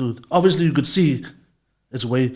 So he says it's a new thing that he's experimenting with, and because it gets you into that where our minds, we put limitations on our minds, man. And I think the ADHD also puts a limit because a form is dude, and I can relate to the form. A form is just a form. It's a form, but it's not. Your mind is. You can't get to that thing, man. So this bra is actually brilliant. But it's basically the way I see it now. It's carving new pathways, right? Mushrooms do it. Other things do it. It's just rerouting that pathway. You have a way. That pathway is messed up, or there's trauma wrong that pathway. So there's a different way. Synapses to fire at it. But it's like mushrooms and all the other stuff to to it. it. You say it because ADHD isn't necessarily trauma. It's just your synapses. It's the way your brain's the structure of the So, and I like the way you say it. It's like another pathway that nature didn't give you. So that's the thing. So where the ADHD comes into my work again is that I find the shortest, most efficient way to do things. Neural pathways, Yeah, but just in terms of like techniques and mechanisms. So when I find like, if you give me 2 words, I go, what's the link between the two? And that's how I write jokes, because I go, that's the thing. Oh, I gave, here's the punchline. How do I give you the story, but you don't see this? So it's making short connections, and that's essentially how my brain works all the time. Like, you see the punchline first. It's always the punchline. So first. somebody also spoke to me about this. Like, I see the punchline first, and then the work the joke. And to me, it's not like that. But anyway. So that's the thing of I also can't think for long, because it's the ADHD where I just go, my brain doesn't work like that. And I've tried to tell stories, I've tried to do the things, and I go, it doesn't. Like I don't fight it now, and now I've learned to manage it in the thing. So when it comes to work, I go, I get professionals to do the thing because they're the professional. Like if I don't paint my house, I get a painter to paint my house because he's a professional. I don't cut my grass because I go, I know my garden is going to do a much better job. It's the same thing. I don't, like when it came to like, the bridges we drive on, we don't question the bridges because we trust the engineers who built it. Yeah. So we must trust professionals to do their job, to do the thing. So there's a lot of time we go, but he's not going to do a better job. Just let the bro do it's his thing. Like people question doctors. I go, question your doctor. But at the same time, he also comes with years of experience. There's degrees on the thing. Like you also have to let them do their job. So that was what do you think of TikTok professionals? I heard you say somewhere that you like TikTok and I don't like TikTok. Yo, TikTok is such a befucked platform. It's so, during the taxi riots, there was a bra on a like with a pedavanchi, no? that was giving people lifts from that couldn't get a taxi. He was giving them lifts through Mitchell's Plain. But this bra had a phone and he was making TikToks. Yeah, and you go, man. that's the amount of platform Mensa are getting. Yeah. Like you don't. A bra with a A bra with a pedavanchi was making TikToks. Like where in the world you go? That man has a platform to say and show his life. Like it's not this wild curated thing. It's him showing his own. But we're seeing people in Gaza now. Yeah. We're not seeing CNN. We're not seeing like the Yeah. things. We are seeing that actual person's account of their life. That's the just thing of TikTok and like the social media at the place we have now. But at the same time, it also comes with people's opinions and it comes with the mess of the world. And I feel like if you wary of what you're seeing and how you're seeing and how you consume, actually, I think how you consume is a big thing of sometimes you go, don't pick. If you see something that is a fight, don't get involved. But no, here's my it's almost like they purposely, I feel, right? Or maybe my algorithm is messed up. But it's almost like they're depicting the worst possible form of colored people. And that's what I have a problem with. Or is it that colored people is acting like their worst possible selves to get views? I don't know. Yes and no. Because again, I feel like there's a lot of people playing into stereotypes. But at the same Stereotypes, time, yeah. But we also speaking in our language. Like the thing of people are being known for saying things in their words. Because there's many times we speak like you can't go to work and go, "Hey, Brian, being a nai," and you go, "It's not offensive. It's just words." Yeah. None of us are offended by me saying that. I go, "That Brian's fucking stupid." You go, "It's just a word. It's an adjective." So the thing of now we get to speak in our language to show our lives and go, that's us. It's not me like sitting on, it's not me being on Espresso going, good day everybody, how are you? And I go, away nice. You know what I mean? Like if I say away nice, no one goes, this bras, he's offending me. No, you go, that's a term of endearment. You know, like I hear what you're saying. So that's the just thing at the moment now of like the world is that we get to make these platforms. But again, to quote Spider-Man, with great power comes great responsibility, and sometimes you must catch your puck before you learn your lesson. Yeah, sometimes you give people power that don't necessarily deserve that power, haven't worked for that power. It's like you're just giving you're feeding the machine. Yeah. That person that goes, oh, I'm going to Skinner. Yeah. And you get views and comments from Skinner. Or start a beef with another bra. Then the two of them beef each other. Yeah. And he's talking about this bra's family. And then the other bra's talking about this bra's family. And when you see him, he's going to do this. And do you know there's this one video on the internet. It's like there's two dogs and there's a fence, right? Yes. And there's two dogs and they're like, and then the gate opens. And they just look at each other like normal. Like, and they like walk away. And then the gate closes and again. they go back to So this is the other thing I go, the world is stressful. Again, there's a genocide happening. We're living in a time where the air can kill you. COVID is in the air and it can fucking kill you. But you want to stray over someone for words? Get the fuck out of here. Like you must looking to arvel for mensen, man. Like, don't you have other stuff to do with your life? Like that's the thing when I see people argue, I go, let it go. There's so much to be, like, you hold sadness and you hold anger in your body. Like sometimes people, you get koala. When you know koala. I know exactly. You know when you like, go, why is my back sore? It's because you're stressed. It's because you're holding in anger from something that happened to you and you're not dealing with it. Now you get all the scooters as you get older. Your body, you ever meet like sour old people and they like, and their whole bodies were crumped. It's because they're holding anger in them. Cortisone. But cortisone is for how long does it last? It's not forever. You must deal with your mental health issues. This is the thing. Like when I see the Mensa, I go, deal with your kak. We've all been through trauma. Everybody across the Cape, all colored people have trauma. Yeah. That's the world was made so that we are in a space of trauma. Like none of us, no matter if you grew up scurvy or if you grew up gum or whatever, we've all got our trauma that's come with being colored. But I must say that there's a Boere TikTok Because you get colored TikTok. Oh no, yo, this, but Die that's, boer, weet jy wat die boere aan hoe vloek hulle oor mekaar? Is it the no, same? that's the same. It's a Okay, so it's They- always it's maybe in the algorithm depicting the worst parts of. But it's your personality, man. Yeah. If you choose that, Your not algorithm- what you choose, but if you choose to say, like we did with this non-entertainer guy, Yeah. we said, no, we're not going to entertain this. Yeah. So that's our character, you know what I'm yeah, saying? you chose to step away from it. But that's the thing. Firstly, there's a TikTok for everything. That's the one thing I fucking love about TikTok. But I was on maths TikTok for like a month and it was so just. They were showing me how to do math sums. I've never picked up a pen to do maths in years, but I was there like Maths TikTok. Maths. But times table goodness. I was there watching all day.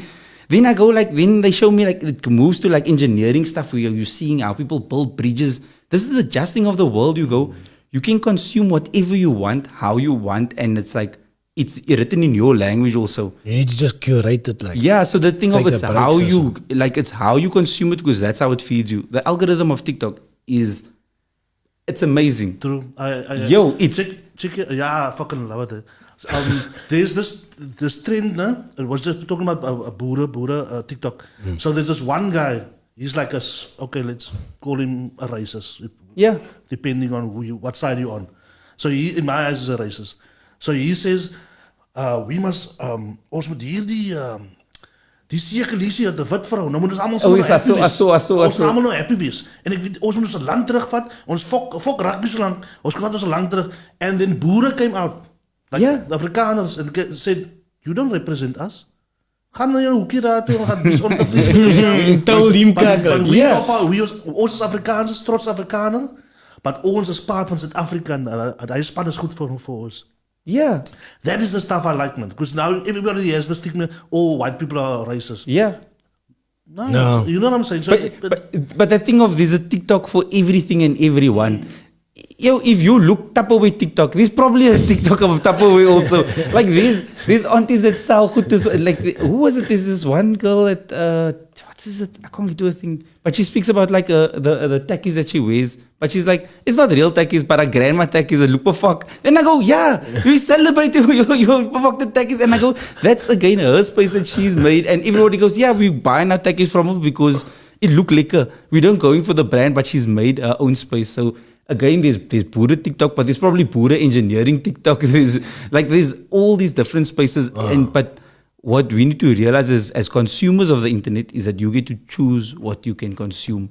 By you scrolling on, by you engaging with it, you are eating that thing. Yeah. If you go through the comment section, the app goes, oh, you're spending time with this video. We're going to give you more of this. Like you're literally doing a survey of the things you are seeing. You are saying, I click like, I want more of this. I go through the comments, I want more of this. I've clicked search, I want more of that. Like you are choosing what you see. You might not be actively choosing it, but they giving you what you are choosing. I wonder in the future it will be more curated like that, like the internet itself. It is already. Like how you even like approach the internet is like, it's like who you are, reflection of you. You know what I mean? So maybe you don't want to see the negativity in there. And that is only, that's the thing. I mean, your Gmail is pretty much like that. No, so you go, if WhatsApp, Instagram and Facebook is the same base, right? You'll notice that thing of, what was it? There was someone sent me a picture of a country that they went to. Then I saw that thing on Instagram, an ad for to go to the, what was it? It was some mall. Yeah. Then TikTok, like Instagram showed me the ad from my information on WhatsApp. I got shown the ad. That's what happens. Like you go, your whole world is being curated for you constantly. Everything that you there for, like, it's that thing of how TikTok songs, if a song, like, TikTok songs, do you they make money of it. Do you see dance TikTok? No. I don't, I'm not a TikToker. Gino had like Gino's mother. Oh yeah, yes. Plus views on dance TikTok. But I go, I don't see dance TikTok because that's not the world that I'm into. Yeah. So you go, if you are into that thing, then it will give you that thing, and then your whole world becomes that thing. So also, if you're seeing stuff that's like that you don't like, there's an option to say I'm not interested. Guys, by all means, look after yourself and go, I'm not interested. If you see people beefing that isn't your world, let that cuck go. Also, because sometimes you see people beef and you're interested in that cuck, then that shit consumes you. Like you holding other people's fights as drama for you, and it's liquor because it's not your problem. But at the same time, that is in your muscles that you hold that tension of like these people. So you're saying even curating your own world, your own digital world is also a form of mental health. Like It's a form of self-care. self-care. To go, I don't want to see this. I don't need to see this. Like it's wild that like these pro-Israel, like the people that's pro-Israel, right, are seeing things that's pro-Israel. They are not seeing the same news that I'm seeing that's pro-Palestine. Like they are seeing a complete different narrative because they have chosen and the algorithm has chosen to give them that. So they seeing like a complete other view of the world to what I'm seeing. Case in point, if you believe the media, na, you'll believe that we are so divided as South Africans, right? We are, But did you check when was it Tyler? Water. When she came out and she's a colored lady. Yeah. Then an American came out and said, "Oh, you can't call yourself colored." And then she criticized South Africa. Dude, the whole of South Africa came together. They rolled the fucked up. So now people, I don't know what the story. so Where now- did it happen? On what platform? On TikTok. Actually, it went from TikTok, but it went from TikTok to every other platform where everybody was like, they went to go voice this American to go, the world you live in is not the whole world. So the thing of words mean so much different things to different worlds. Colored is not what you perceive of it. So we colored and we say Words. colored confidently, but to them colored is like a derogatory term. So that thing of so that's the great thing of TikTok is that everybody can go, I'll stand for my country. Yeah, also like there's no one that cucks on the booker now. Because you go, the team has shown us that we're there for it. And if... you can't, like, there's no reason. But It's like you can't, like, these people that used to, like, the guys that used to go support New Zealand. You go, even How do you do it support nowadays? New Zealand, you can still go, the Bokkers are a team that looks like our country. A Bokker, like, it's a quiet team. Yeah. Even if you are fully with your whole heart, you support New Zealand because they're a good team. And they are. There's a lot of people who support them simply for the rugby, by all means.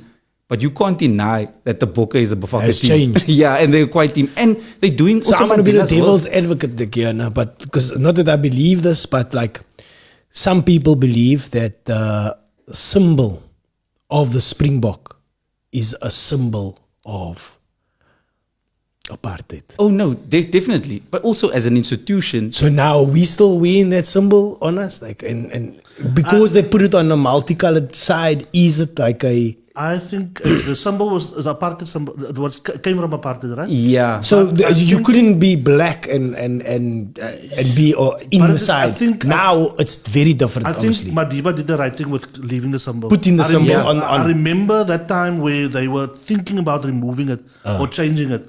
And he said, nah, Moenie, So Mandela was the if you- brother if that you said- wa- Yeah, I remember that time. Just after 94, around about there.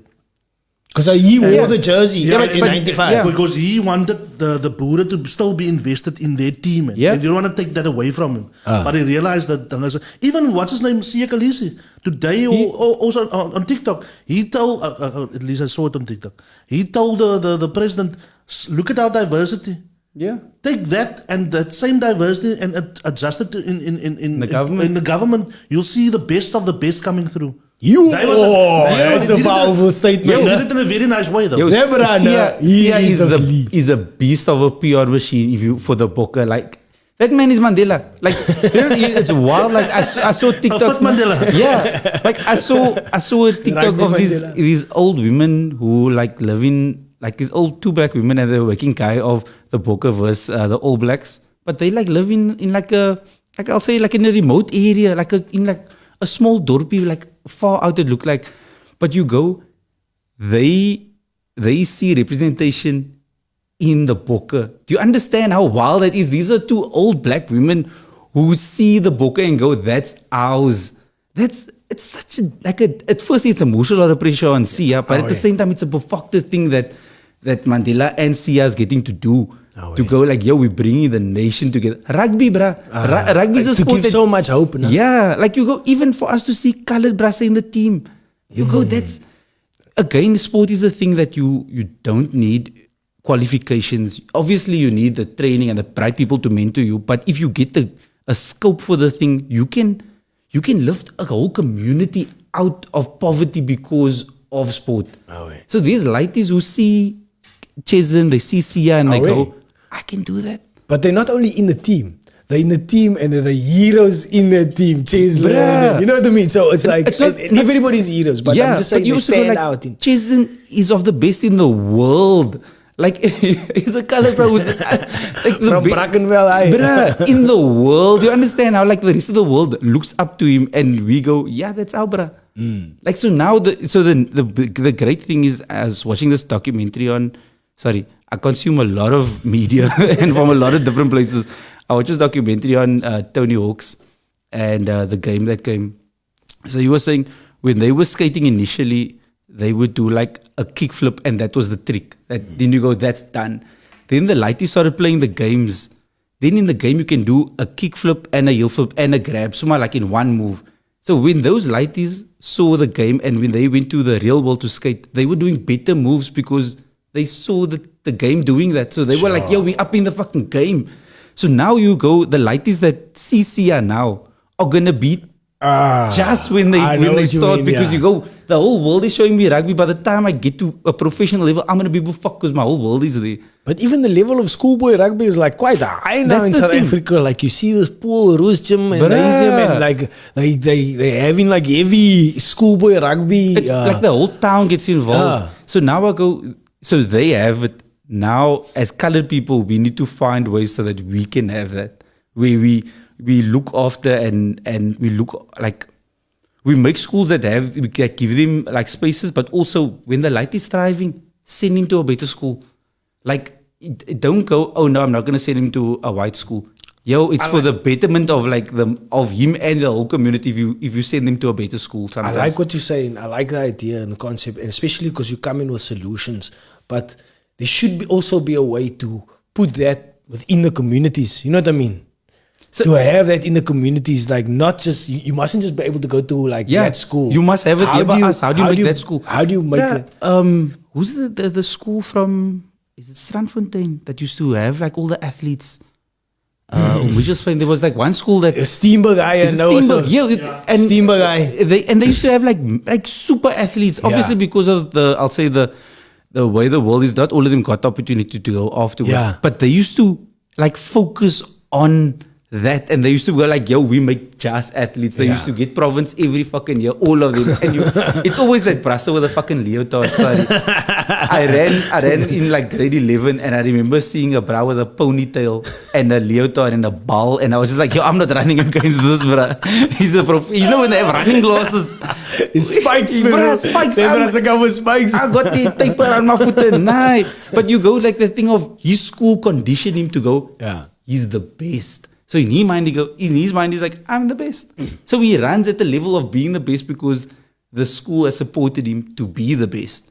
So that's where, like, again, we're living in a country where every problem is multi-problemed. Like you go, the school problem, the teachers, it's low pay, it's a lot of time they must put in. A lot of our teachers spend their own money to look after the kids. Some teachers are also cuck, and we must deal with that. And like the institution that supports the schools are also not great. So a lot of the times, teachers, bro, we do charity shows for schools, and it's the teachers that run the whole thing, and the money goes straight to the school.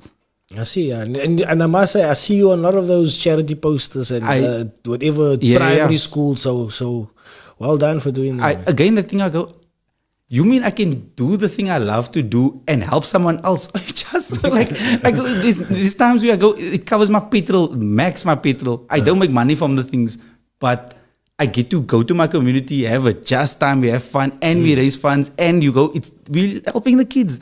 Like you go, it's Whitney Houston, I believe the children are the future.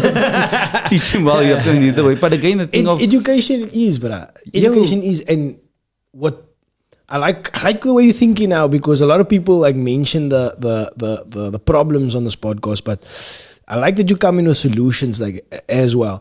And our solution here is to show mentors, role models. And I see you're a good role model, like for a lot of men coming up, and that's what we want to see. We just here to showcase those role models. Jean-Marc, the skateboarder, Reddy D, Bruh, a all these skateboard, people. a sport that is a white sport in the whitest of white, of the heightest of white. You go, it's such a privileged sport, and this bruh is the best of the world. You know what I mean? Like, it's the color. He told us another story behind the scenes, actually. But but I'm just saying the thing of like colored lighties see him now and they go, we can do that. Yeah. It's representation. You go, we can do that and more because we see him do that. Yeah, he's a colored lighty, and he's supposed to actually have gone to the Olympics. He's supposed to go to the Olympics, but there's some snags along the way. But every industry has snags. Yeah, it is because of politics that these snags that he told us, and he wasn't keen to share that information on the podcast. But very soon we're gonna drop something about all that information. But anyway, it's also when you're in the industry, it's difficult to speak about it because you risk so much to free yourself from the system. Like again, if you're at work, you go, I can't complain about work because they're gonna target me. Yeah. So you go, it might not solve the problem. It might just voice it, and then I lose my job in 6 months' time because they're gonna make me leave work. If you go deep into history, you'll understand why people support the All Blacks things and change since then. But So again, that thing of when people support the All Blacks for like political reasons, I'm there for it. I understand like what it means significantly as politics, but also they also a just team. Who's also like generations. They also look cool. They quiet the hakas, but fuck, they work together as a team. Also, that thing of racially, it feels like they've managed to make it work. And they've made it work for years already to have white and I'll say native people of New Zealand, and it looks like they've got it down and they work on the strings. They've got big people, small people, fast people, slow people, and that's what a team should look like. So by all means, when people support them as a team, you go, yeah. I think the New Zealand, like the country itself, has done a lot in retributions for the native people. So I don't know if he's alluding to that, but there might not be as much retributions going down in South Africa, but you can see there's a definite people trying to make things better, work together. Look here, let's put everybody in the team.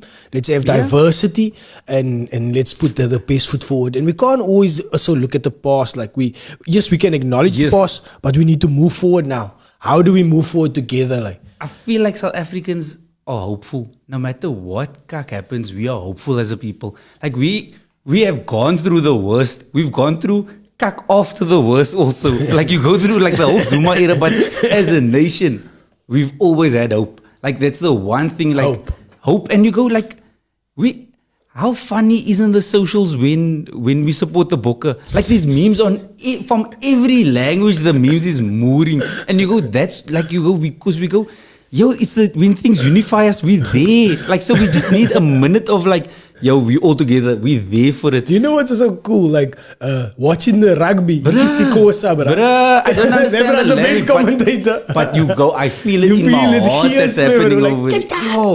It's like when I go watch comedy in, I'll say, especially in Joburg, when Vernac. The Vernac, bruh. People get up and laugh, they run and laugh. Then you go, how do you get this feeling? But I don't understand the language, but I laugh with because I feel the laughter that's happening. So that thing of like when you laugh, again you connected. Everybody laughs together. That shit, that's gold for the country. Again, like Mandela was always funny because he knew like that's how you get people into small moments. Like when you unify people, you can take them further. But it's the separation that's. Yeah, but what I like I've heard you say before is like you like to educate, and you seem to try to educate like about your religion like a lot. Like you use like Arabic words sometimes. Yeah. Like I don't know the meaning of the words, but then everybody else is laughing, and then you say like a word, hey, I'm gonna do this or whatever, and then everybody else is laughing. I don't know the meaning of this word, but okay, but this is also but you're educating me. Yes, so it's also I'll say the quiet thing of comedy is that you get to everybody must look at you and everybody must listen to you. And everything you tell them, they will see in their head. So I go, yo, I have mind control. Look at that. Like you go, how many lighties seem, and you go, that's the thing. But they played Mendoza, and as a nation, we are 20 years past Mendoza already. But when that song played, we were like, yeah, Kalagata is out. Can I play this for you guys? Yes. Yeah. We're gonna go back to mind control. Like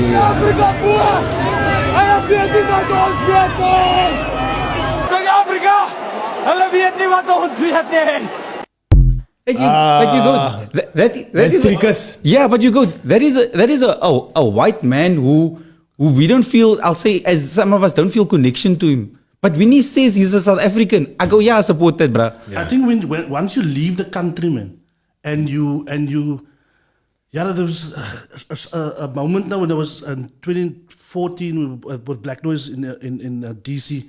Yes. We in this bookstore and the big flag is just there and there's Madibas, and then you just feel, fuck, man. Yeah. I feel it like what he just says now. What he just said now. Like I feel that, man. I still feel that. Yeah. But you have to go outside to appreciate it, man. You know. So you've been out. Yeah, overseas. yeah, yeah. I mean, you obviously represented. Yeah. When you go overseas, you represent. Obviously, you're not just. Yeah, you also don't realize how much people know about South Africa and how little people know about South Africa.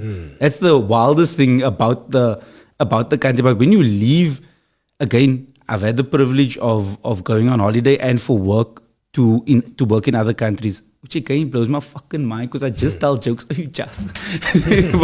but the thing of going when people when other South Africans outside of the country meet you, went to Canada, and then so me and Thailand did a show in Canada, and when I started the show, I was like, yo, can I swear? Because I saw the one auntie at the back was like, say all the words. Then I just went through the list, and at the end, I was like, yo, master, and they shouted, Poos.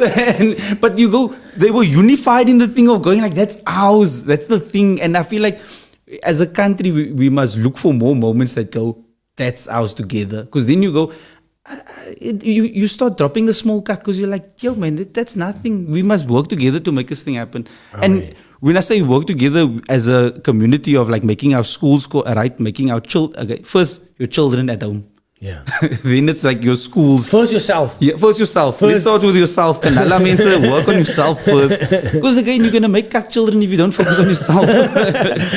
Then it's your children, and then it's like the schools. Because also nowadays, parents have to be involved in the schools. You can't just send your righty to school. Yeah. You have to be like, yo, what's happening at the school? How can I make the school better? Because also like the Model C schools or the white schools, they get the parents involved. They do.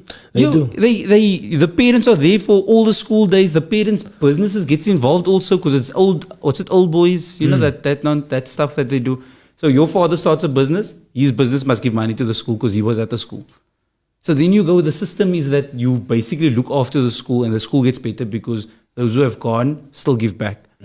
So again, there's problems on problems as brown people and colored people. We have black tax and we like behind in the world when it comes to money. We're paying off a lot of things. We're trying to look after Rhythm actually has network days. Yeah, so see the parents can. So the parents make business with my car because that's the thing. So all stay rich. Yeah. So they all stay. They keep the business with each other. Then you go, if we can get to a place where that can be a thing, we must start using our schools as community centers also. That's the thing. Can I just say something? We constantly, I like what Ryan said. We constantly say what we should do, but we need to focus what we're doing properly. What we're doing, lekker klaar, man. Yeah. So the Cape Town's Muslim community, dude, they stand together, dude.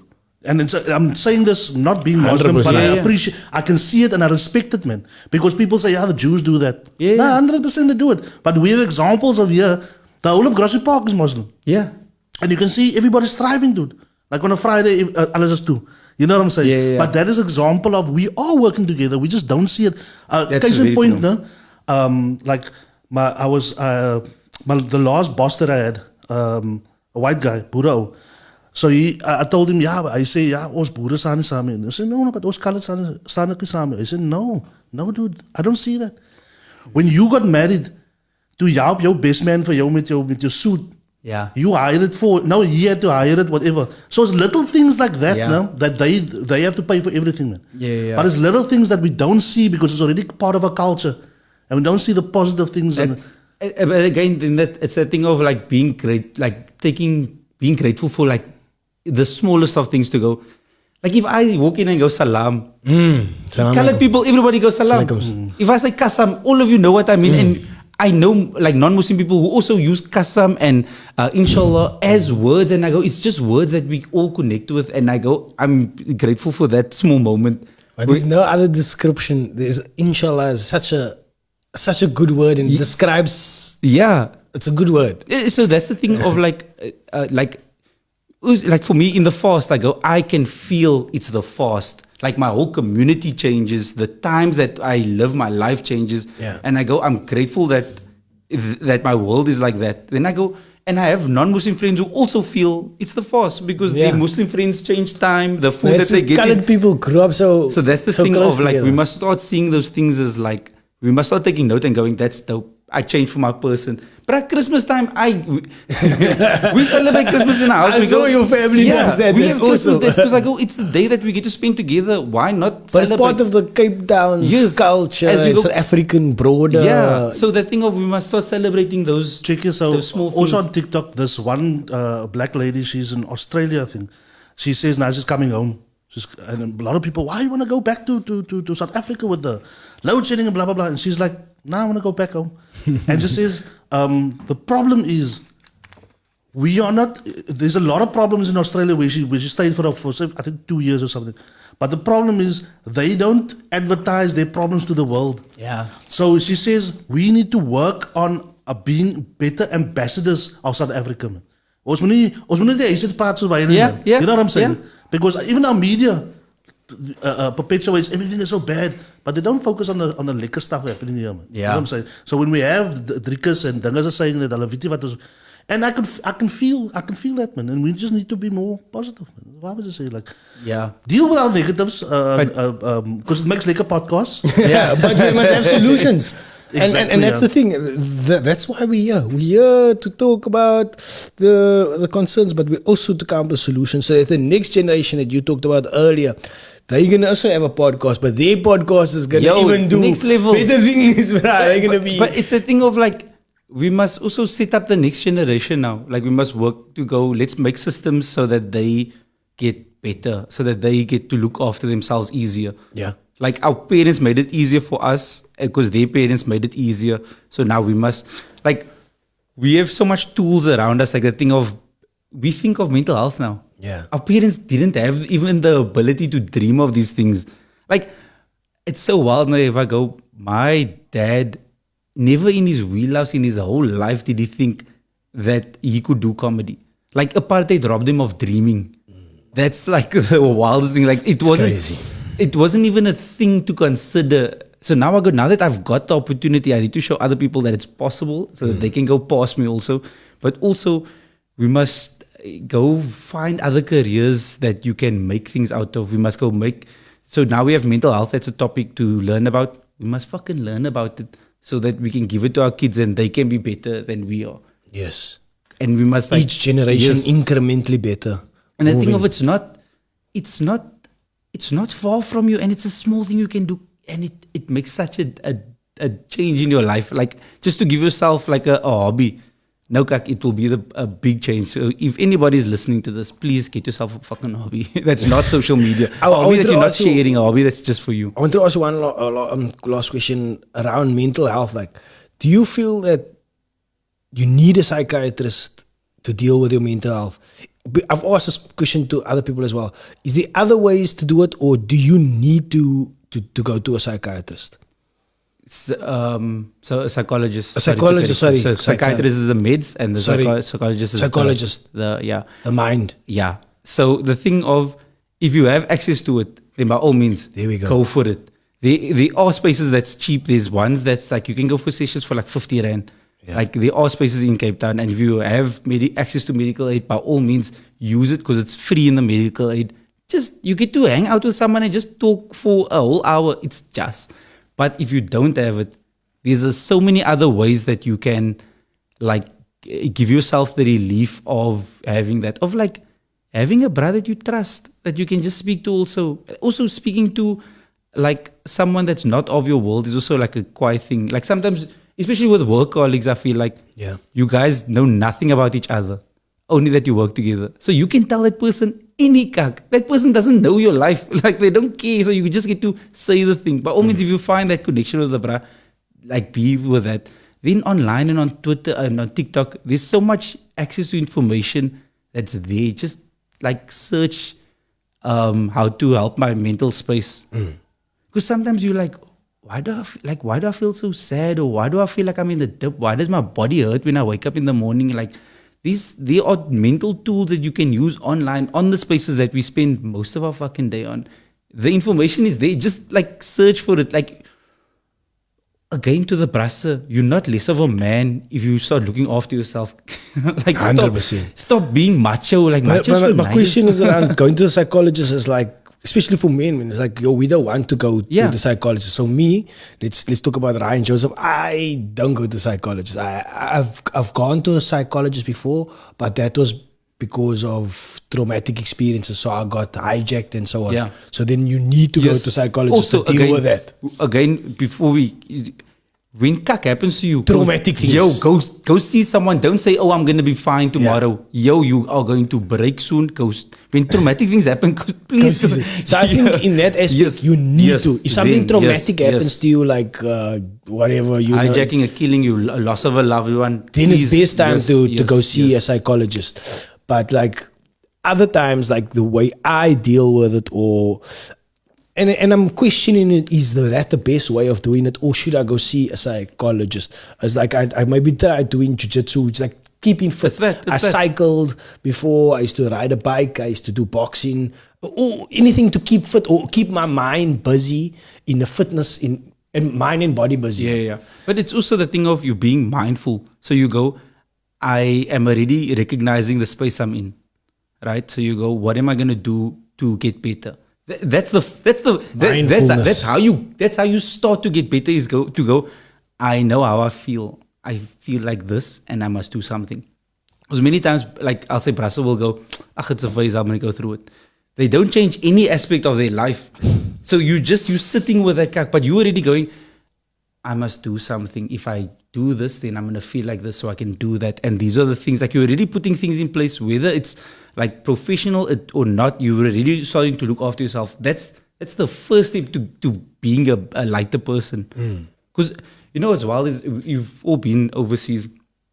When you're overseas, I don't know if you also have the feeling of going, it feels like there's less tension in my shoulders because I don't feel like I'm going to be robbed. So there's almost like a thing that it's safer. Yeah. So you go, when you walk in the street and you feel safe, but you don't realize like you alert. You traveled recently. Where did you go to? We went to Thailand like a month or two ago. But just to go, that thing of you go, it's so natural for us to go. I don't take my phone out like this when I walk in the street. You're being a horrible ambassador again. No. But that thing of like, it's so ingrained in us already that you go, I know how to use a phone in the street. Because someone can run past, so I go, I keep it like this, I keep it away, my bag is under the seat. Checking who's around, we take it already, but that's all like stress that's in your body. Yeah. So when you're in another country, you realize, oh shit, like that's what I was holding. So if you're already mindful to go, that's the stress I hold, and I do this to help me with this, you already like 10 steps ahead of anybody else. I smart to go to like Abu Dhabi or Dubai. Have you been there already? Not I don't smart to go to Thailand. That's all the places that, like, it's hosted the World Cup, all those, the Saudi Arabia. Oh yeah, the places that and now all the boxing fights is there, like the Tyson Fury and Gano was there. And then like there's the UFC there. So now I'm like, Abu Dhabi looks lekker, and there's jiu-jitsu competitions. Yes. Abu Dhabi internationals is all. You at the place of competition? Do you want to? I did a competition, yeah, but so I'm 40, so I can compete with the older people. Yes, so I can compete with the old people. You look young. I know, yeah. It's quite. It's a good thing to do. It's a blessing and a curse, like you say. I use your words. No, but that's the thing of you finding passion or like a love for life outside of the the responsibilities that you have. So you got it's family and stuff, but you also go, I like doing this for me. So then you go, you becoming because many times I feel like parents are parents and they're not people. They go, I quit my whole life just to be a parent. Yeah. So now you stop looking after yourself. You stop looking because you're looking after your kids and you stress for your kids. But I must be honest, I'm deeply questioning the fact that maybe I need to see a psychiatrist, psychologist. Sorry, Yo, if you maybe are- I need to see a psychologist because like I don't know the extent to what, you know what I mean? Like I think, hey, I'm dealing with shit. Yeah. I'm like doing jitsu, doing podcasts, I'm the man. But deep down, I don't know. You don't know what the trauma is. Because you know when you mentioned something earlier, you said it, you know sometimes when you with family or you with somebody and you just feel disconnected from that situation. There's sometimes, and I don't know if it's what do you call that when you like in anxiety in front of people? What do you call that? You're socially anxious. Socially anxious. So I don't know if it's social anxiety or is it like a deeper thing. You know what I mean? But the fact that you already think of it is already making you better with it. I understand. But do you need to see the psychologist? That's my best way. You know what I mean? Like you can be not.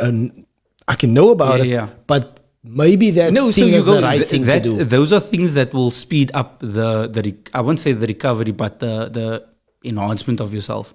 But like going to a counselor, sometimes it's not a psychologist, but a counselor or like someone that does deal with these things. Yeah. But also you also need to find someone that knows your world. Like it's a wild thing of like going, for me, like I went to a white psychologist. And it was wild because I go, these things I stress about that this man he can't understand. He can't understand like the full stresses that come with standing up and speaking up to white people. He will never understand that experience.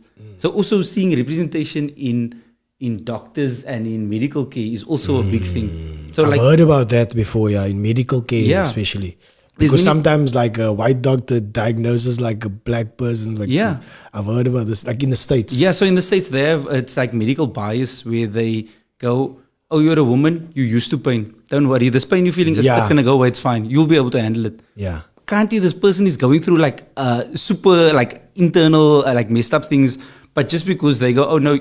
Medical bias. Yeah. So you go, this person is, they overlook your struggles because they don't understand it. So that's why when you find professionals like when you see accountants, like it's just when I see accountants, like colored accountants, I go, you representing us in spaces you don't understand. Like we see that thing of, you also treat our books differently. Trevor Manuel, bruh. But the thing of, you see him and you go, the best brother that looked after our books was Trevor Manuel, wasn't it? He was there for the thing. But again, then you go with a psychologist, also a doctor.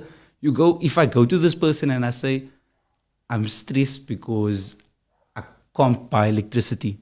This bruh knows your struggle. The white bruh, he lives a different life.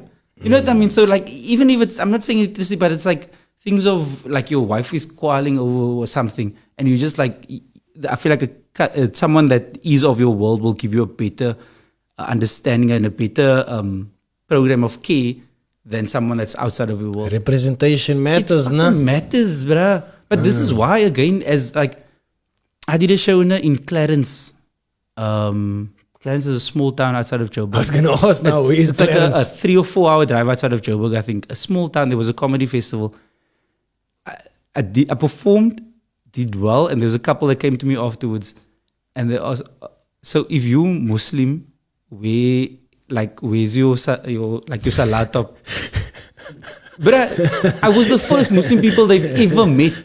Do you understand how like we meet people? That's how they see them on the TV. Bruh, they asked me if I know Bin Laden with honest. They asked me this honestly. It's like, yo, do you know that people of Bin Laden? And I go, yo, these people genuinely don't know.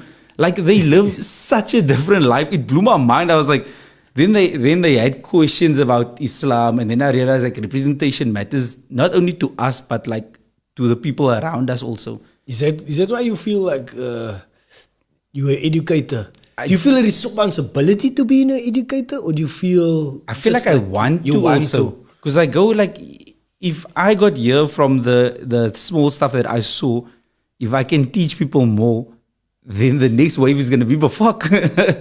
You know what I mean? Like you go, the people will just know more. Like I don't lose if I share. Yeah. So if I like, also let's say I have rice, no? And we share the rice. Yeah. Now we all eat the rice here and we have a quiet time. Then the rice made all of us full. Then all of us had liquor time. Like we had a dope moment and we share. We Share become together. better people when we share more because we had a bitchy rice, all of us here. You know that. So I feel like, yeah, when you share, you don't lose. A lot of us are. I feel like as colored people, we also grow up going like, you must keep for yourself, look after yourself. You must, like you, don't tell the people where you bought this. It's a line. It's a line with our men. So you go, yeah, but if you have quiet Jordans and I have quiet Jordans, then we all look quiet. Yeah, that's why I always say to the people coming to the show, thank you for sharing your time with me. It's like you come to spend time with me, have a conversation with me, so I am grateful for that time, for you coming and sharing your time with me. Because I mean, you don't have to. You could have been doing anything else. Yeah, but you chose to do this, and you doing this as one, showcasing your talents to the people out there, and our main modus operandi for this podcast, the Cape Conscious Media, is to show the upcoming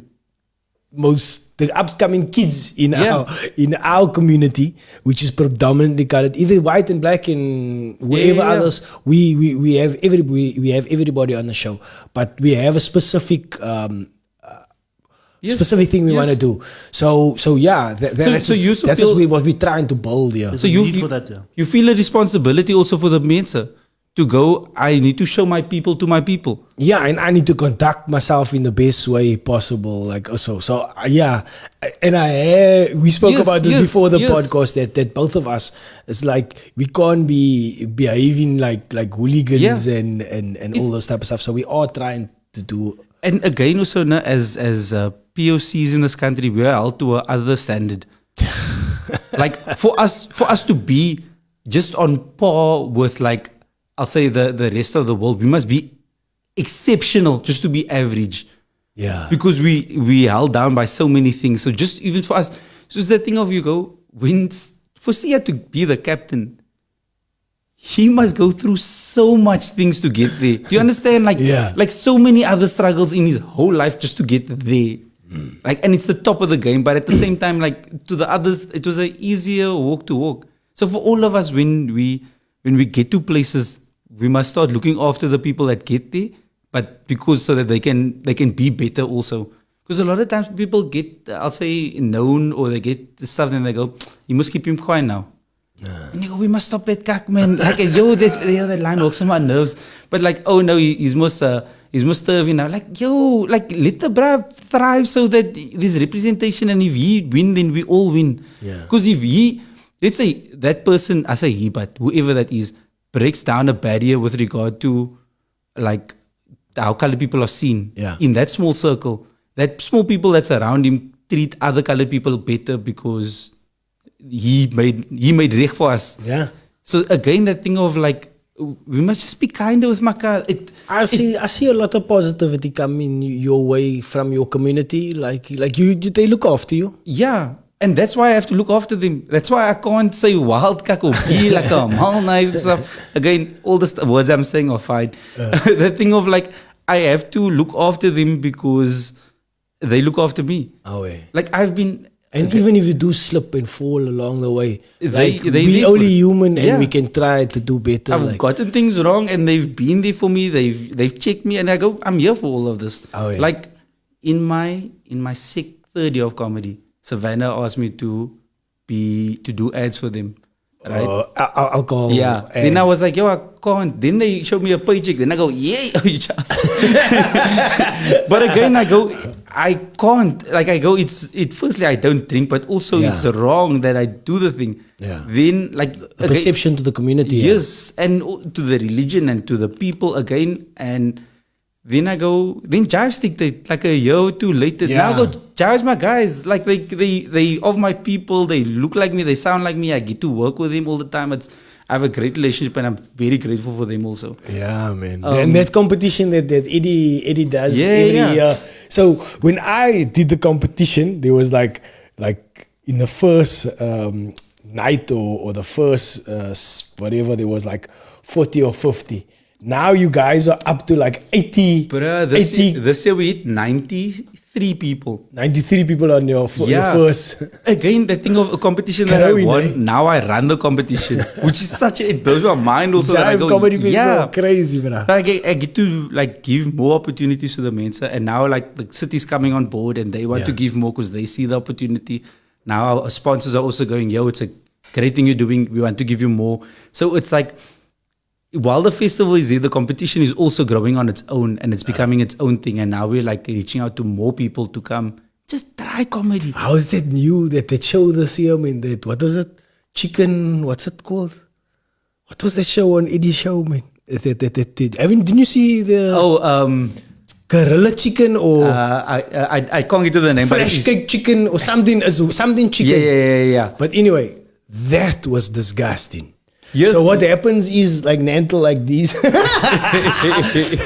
This comedians like this guy. No, he does like. Do you know that They do quick changes. Yeah, quick changes. That's it. Where they do that up and then down. So they go up, right, with a circle. You know, like the hula Like a hoop, hula and it's hoop, covering you, they right? pull a thing up. So it covers you. Pull it down and the And lady's they pull wearing it the other down outfit. and you got a different outfit. So you first got the blue outfit on, you pull the hula hoop up, they're covering you like whoop, and they pull it down, whoop, and you got a different outfit. So they're doing that, yay, and it's going wild, and they're all doing quick changes. And then one of the quick changes is the guy, and then they quick change, and then he loves it. Calm, just Totally calm. but it's for a moment you see it, like it's a moment of calmness. But this is the thing though, It's right? so brilliant. He catches you off guard now, and I burst out laughing. I bruh. watched it. So this year I watched the show probably like 20 times because I used to go every night to go watch. No, because I was part of like the people of the. Like Oh, yeah, yeah, not the I wasn't on competition. the show. I did do a few nights, Is it? but I just also enjoy watching the show because I go. It's a well curated show, Yeah. and there's colored men and they're gonna bus, and It's I go. It's a brilliant, bruh. thing. And I used to watch the crowd for that time because I go, I've seen this already, and the crowd just like everybody loses their minds. But and there were some people that gave flack, but the other thing is you go. It's comedy. Like you see, it's for a moment, it's your imagination. But also, some people like Leon Schuster, some people like Trevor Noah, and you can like these different ways of doing comedy. So there's that first subjectiveness. But also the thing, sometimes the shock is buffet. Like you go, yo, you remembered it. Bruh, that was the funniest shit I've seen all year. I was the only one in the row, and I'm like, it's like loud, and other people is like, oh. So I was maybe sitting around people that was more conservative because I think Yes. I went. My wife got tickets because it was like the companies or whatever. Yeah. So it was obviously people being conservative with the other companies. I was there with my wife's company. So I was like, and I love comedy. So I laugh loud for anybody. Like, I just love watching Yeah. comedy. So that was like, oh, it was brilliant. But you know the wild thing is, like there were women in dookies busing for that also. And I go, sometimes we conservative for the people around us and not for ourselves. Like you go, sometimes you hear like an offensive joke or like a dark joke. And then when you're on your own, you go, it's cuck funny. But when you're around people, you go, no, don't laugh. But you go, sometimes what all the people say? Just enjoy life, man. Like what you want, you can have and you must enjoy. If you find something funny, bust. Don't, like there's many times that like people, they loud smilers when they laugh. Then after the show, they come, yo, you funny. But I go, I wanted it in the show. I didn't need it there. So like, I feel like people must learn to like relax around others and be, again, back to the mental health. When you're comfortable with yourself, when you're cool, you'll enjoy your life more. When you're just like, I'm for myself, I'm healthy for myself, I'm cool and I'm comfortable. I've got one question. Yes. So you spoke about Trevor Noah a couple of times. Yeah. You worked with him, right? Yeah. So in his book, he says something negative about colored people and what did he say negative about colored What did he people? say? Just his experience growing up. Because he had an accent, he couldn't relate to they couldn't relate to him. And I said, "Why do you talk like that?" And he did a bit about it. Yeah. Yeah. So he identified more as black because of his family is black. Yeah. Yeah. Right? What is your experience with him? Do you think that it is merit to it? So firstly, sometimes Cape Town is very, like, when it comes to coloredness, Cape Town is very over our coloredness. Like, we see Durban and Joburg as less colored people because they're not from the main factory. Right? So we hold ourselves sometimes to a... As what that other girl he was talking about. Yes, there was a discussion also on the thing, right? And I go, there is that thing of when Cape Town people see people that like supposed to be colored, and you go, but you don't sound like me, so you not as colored as me. Again, it's why we see like Kham and Sturvy is a thing, because we've broken Separated we've too. broken up our coloredness of going, you're not like my colored, you are other kind of colored. So I feel like with him looking, that bro look colored, like he look like one of us, but at the same time he is black and born, like raised black by culture. So I feel like there's merit to what he was saying of how he was received, but I also feel like that's just a 1 in a million chance. That's his own personal experience. That's his lived experience of that situation. Yeah, because again, It's obviously not a good situation. Look at Alfie again, Alfred Adrian. When Yeah. you go, he's not from Cape Town, but Cape Town loves that, bruh. Yeah. Like, we love him like we He's love like Mark. Cape Town adopted. Yeah. His favorite adopted So we son. also have times where we go, we can take a colored person I think also. his wife is colored. His Yeah. wife is from Cape Town. So She's from Vanguard, we, yeah. we gave him a pass. We gave him. Yeah. He got the married visa. But the fact that he's from Hankine, and even his stories and stuff like that, it's not Cape Townian. It's not 100% Cape Townian. It's people universal. can relate to it because it's universal, but they still love him as So Simon Ogil, you know, Yeah. so Simon Ogil and I had a podcast called the Reg Boys podcast. Yeah. And so the podcast again also was very like nostalgic based on what we learned. So what we do is we take a topic, let's say 21st, yeah. right? So then we'd have 5 contributors and we'd ask them each like 5 questions. And but it would be like, what did you wear on your 21st? Now you've got a story of what you wore, Yeah. right? You also have got your own story of what you did for your Yeah. 21st. Did you get a key? Then it was, did you have a party? Did you invite the old people? What was the food? What's wild is we ask people from around the country, like all our brothers from around the country, while all different, the same story. Then we spoke about even like the Joel, the Was one. it black people and Yeah, we had black people, white people, colored people, all the same experience in a different, almost like a different flavor of the same thing. Like your first car. Then we go, what was your first car? Now you're gonna like coffee. that experience of it was either you bought it yourself or you got it, but it was never a quiet car. It was almost like it's a bitchy cuck as well. But the thing of it's a universal experience. So that's what we found with that podcast was that the things that we think is a unique story, it's everybody's story. Simon is a genius, by the way. No? Yo, Simon. Check here. Yo. So Nostalgic king. now, so I'm on my phone and I say, Kim sees Simon. I tell her, yeah, Simon was in a podcast. She says, what? She says he does consulting. Yeah. He does consulting for this big company that she works for.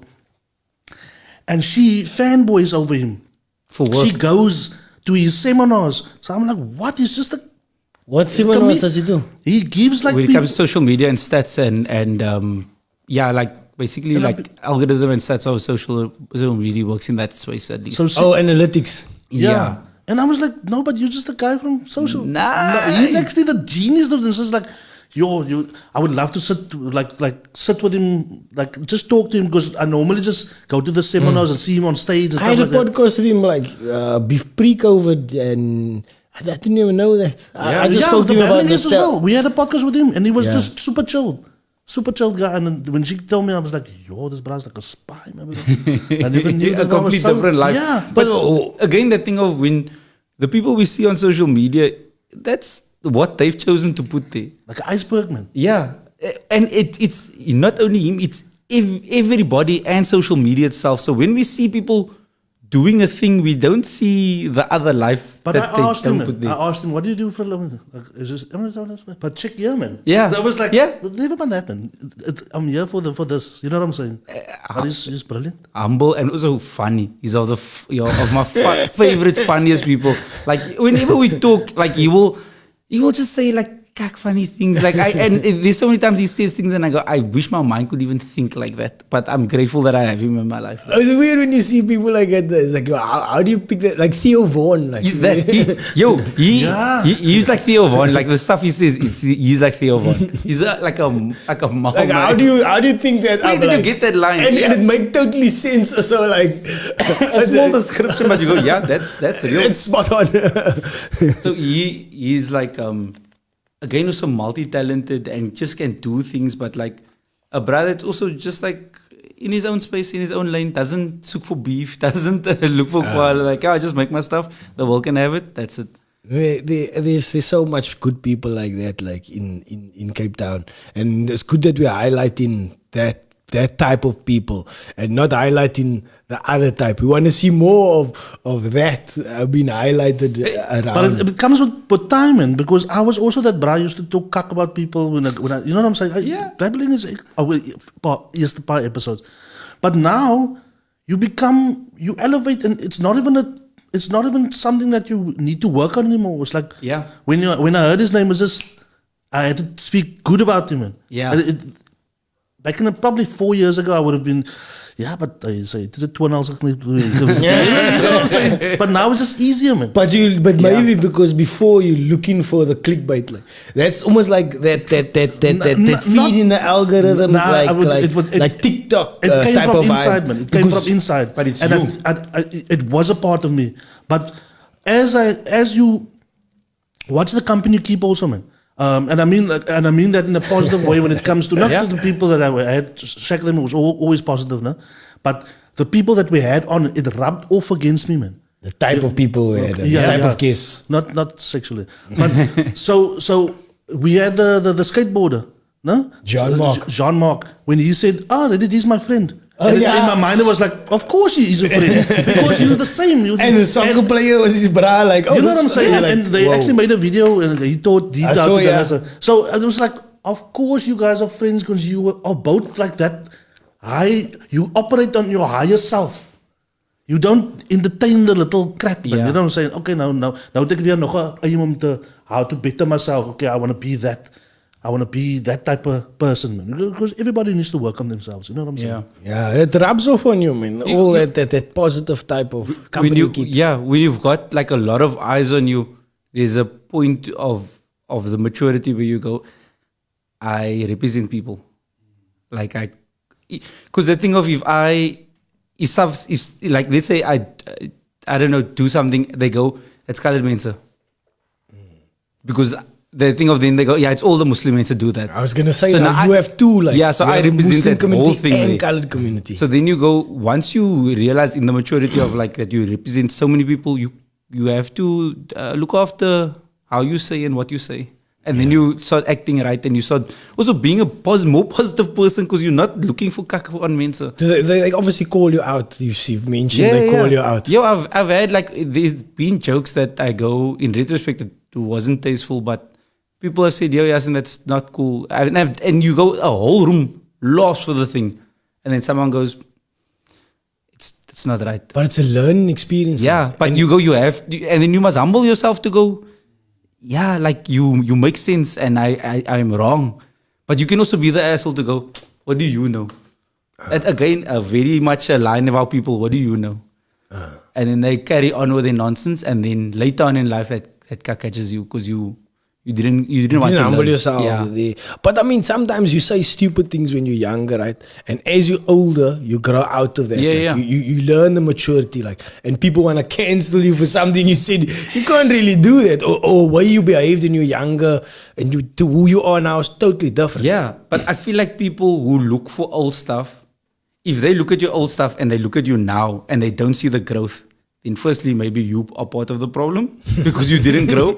But also, the fact that they also looking for old stuff, you also go, then they also part of the problem. And then also, how much is a cancel worth if they are kak? You know, like if people are talking cack about you, then I don't need to listen to you because you're not gonna add to my life. But if you go, it's someone whose opinion that person looks after themselves. I value their opinion. Let me listen. Oh, I was wrong. I've learned. I'm carrying on. I like the way you started that though. It's like, did you change? If you never did growth, then you need to do some introspection there on that, because it's so easy for us to say, if cancel culture, but are you growing as a person? Are you learning from your mistakes? Yeah. Or are you just going down the same? So the thing with cancel culture, it's not real, but it's also very real. And it's also a thing that if you live with it going, I can be cancelled, then you go, so if I can be cancelled, then it means I must start working and learning about the world. I can't say wild things. So if I can get cancelled for saying this, then why can I get cancelled? So, okay, so if I learn about it, now it's not a problem. The N-word. Yeah. N-I-G-G. So that's a wild Can colored people use it?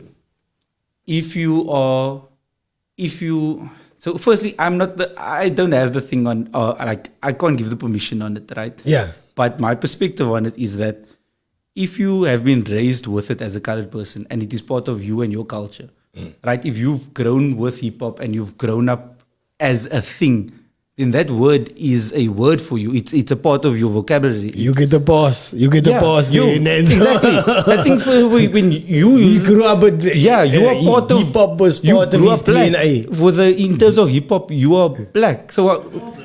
I'm saying he will use the word, but I would never use he probably used it once, but he's grown up in hip hop. He's been to DC. He's chilling with Zulu Nation. He's lamming with that people. That's the type of lingo. You know what? Now I spoke to African American. We were having lunch, and it came up, and I asked him, dude, how do you feel about the N-word? He says, dude, I haven't used that word in years. Yeah. So they are also waking up to say that word. You know what I'm saying? But I have a problem with the rappers here saying it, man. Yeah. But my wife says it. But you also used it before. Yes, definitely. But now you're not using it anymore. But also, again... Kind of. No, I'm not. No. And also, intention... I say the N-word nowadays. Intention is also a very valuable thing. And like Jimmy Carr will do a dark, dirty joke, right? But when you hear him do the joke, you go, this man understands all the complexities of the joke. So then you almost like you go, he knows that it's not a thing to be spoken about, and that's why he can joke, because he understands the thing. So when someone uses the N-word, you go, you know the history. You know what it means to people. You also know when you say it, what your meaning of the word is. You know what I mean? So you're saying it as a friend, or you're singing it as a song, but you also go, the song means that it's part of the thing. So you're not saying it with like malice. You're not saying it intention with horrible intention. I think what's his name? Ice-T said it once to one of the white house used the word, and he said, "No, this is a teachable moment." And he said, when you use it, it feels like a knife. Yeah. When my N-word uses it feels like a hug. It's like, what's up, mate? You know what I'm saying? So are you saying it with an E or E-A-E-R or A? Yeah. But even a white guy saying it, it still feels like a... But yeah, it's like it's sometimes, you know, like when I perform sometimes for like just room of colourment, so then I go, like I get awareness, then you go, they all know the meaning of it, they know the thing, but if I look at someone and I go, nah, yeah, then you go, yeah, that's... Did you guys check out Russell Peters' N-word? This is his clip on the N-word. Does he say it? Go and watch it. What's his name? Does he say the word? He says the word, yeah. But also but again, he strategically says the word at the right time where it makes sense for him to say the word. Yeah. He's saying it through somebody else's mouth. He says the actual word, and then he says the N-word. He uses the N-word also when it comes to talking about. But I don't want to spoil it. So he uses the actual word and the N-word. Yeah, and also there was a time like Louis C.K. used to say it, and while Louis C.K. is the horrible person, that thing of he was also with the people and understood the community, and like he's grown and doesn't say it anymore. But at the time, when they asked him about it, he's like, he uses it to his friends, like it's his friends who speak to him like that. That's the connection that they have. He's also the man who wrote Puri Tang, who was like, Is this Louis C.K. right? Yes. We need Yes. to bow down to that brother. Yo, Exactly. Do you understand So that? he's allowed to use the word. No, I'm joking. So that's the thing of like that's the access and space that he was in at the time. So like same with you, if you were in that time where that was the word you used. You grow up and you go, I don't use it anymore. You can't cancel me for not using it anymore. We Yeah. use it and we stopped. Yeah. So like, there was another thing. Yeah. But I would say the N word is not that bad for us, man. Yeah. For us, but like you say, but it's funny how we never just the H word and the K word. We just never because there was this American lady, and she asked like, "Do you guys also have this relationship with the N word that you can use it?" And No, like, we didn't the N shit. word We didn't was- reclaim it. and No, we like, nah, everybody scope said, that shit out. We don't play that game. Yeah. so Yeah. that is some band. So Trevor did a gag with the K word in also, and then he was like, we must make a holiday of it, and then we must all like reclaim the word like they did with the N word. He toured with it, and it was great. And then he even one of the shows not Daywalker, I don't know which one it was. At the end, so he makes the word comfortable for everybody, right? The K word, and He then, says the actual words. yeah, because he like treats like it's a great explanation. Then at the end in the credits, everybody like shouts at the camera, "This is my K word. This is my K word. This is the like right." So the thing is again the intention that everybody's saying it with, but then he was like, at the same time there are people who's not using it for that intention. So he stopped doing the thing because he was like, it can go the wrong way. So rather just step away from it. I was gonna say now Yeah. it can be that same malice that you spoke about that- before. Like it's like I'm saying the word, but I'm really saying the I'm word. actually meaning the Yeah. thing. Yeah. It's a thing of when people say you people, then you're like, yeah, what's you people? Like Theo Vaughan says, whenever he gets the urge to say the N word, he just writes it down. Doesn't even make sense. If it's out of your system, it's out of your system. Yo, YAASEEN, you've been doing so many things. What's next? What's the special dropping soon? So that's going into edit now. There's So this will be your first special. It's gonna be on a network. so we in edit, and then it must go to sell to a network to see who takes it, and then which is also such a wild thing. Again, like I'm amazed by my world that I live in every day. Like us again, grateful and alhamdulillah every fucking day. Like sorry for swearing, but that's how much it is for me. Where I get to have these dope opportunities, like. Yeah, like I just have matric. Like I can't, like there's no qualifications. It's just like my world that I had to figure I out. don't like it when you play it down like that. I'm gonna be honest, because that when you say that I just got matric, it's like you're playing down something there's nothing. No, that's the thing I'm not trying to play it down. I'm trying to like go Put it into perspective. Yes, that I go. There's no qualifications that got me here. There's no like if you want to be a CEO of a company, right? There's this you must do, that you must do. There's this path, and this person guides you to that thing, and then you earn that thing, right? Hard work. Yeah, there's a path you go that you can set a plan, right? There's no path for hard work. Like I was a laborer working in London. I worked my ass off and I became a tipper driver. You can do anything through hard work. Like. Yeah, but the So thing is, you can't say something like, No, I but- don't have a matric, because like a matric or that doesn't justify you. You so- a hard worker. No, I get it, and I feel like I am, but also not enough for my own personal standards. You doing it again. No, but again, the thing of the standards I hold for myself is the thing that pushes me to do I hear more. what you're saying. But when I say it's just a matric, I go, there's no guidance for the thing that I'm busy doing, the path I'm on. There's no one I can ask to go as a man. Like, can you manage my career? Like, I must take these things by myself. The opportunities and the risks I take is me and my own. Like, I can ask another comedian, if I do this, will I get this? Nothing is promised. Like, if I take a job, it doesn't mean I get the next job. But YAASEEN, like, if you work flipping hard at anything, Yeah. If you put your heart and soul into anything, which you done, for when your parent told you, you got a year to do it, you put your heart and soul into it, and if you put your heart and soul into sweeping a floor, I promise you're gonna get promoted Easily. And that is the work ethic that you say you don't have, but you do have. Yeah, now. no, so I have, again, the thing of the standards I hold for myself, right? I have a work ethic because I can pay my rent, right? So there must be some work ethic. You can pay your rent doing something you love. Yes, but I go the thing of like, even though, like I go, what I'm doing is fine for me. It's working and I'm successful in my own life.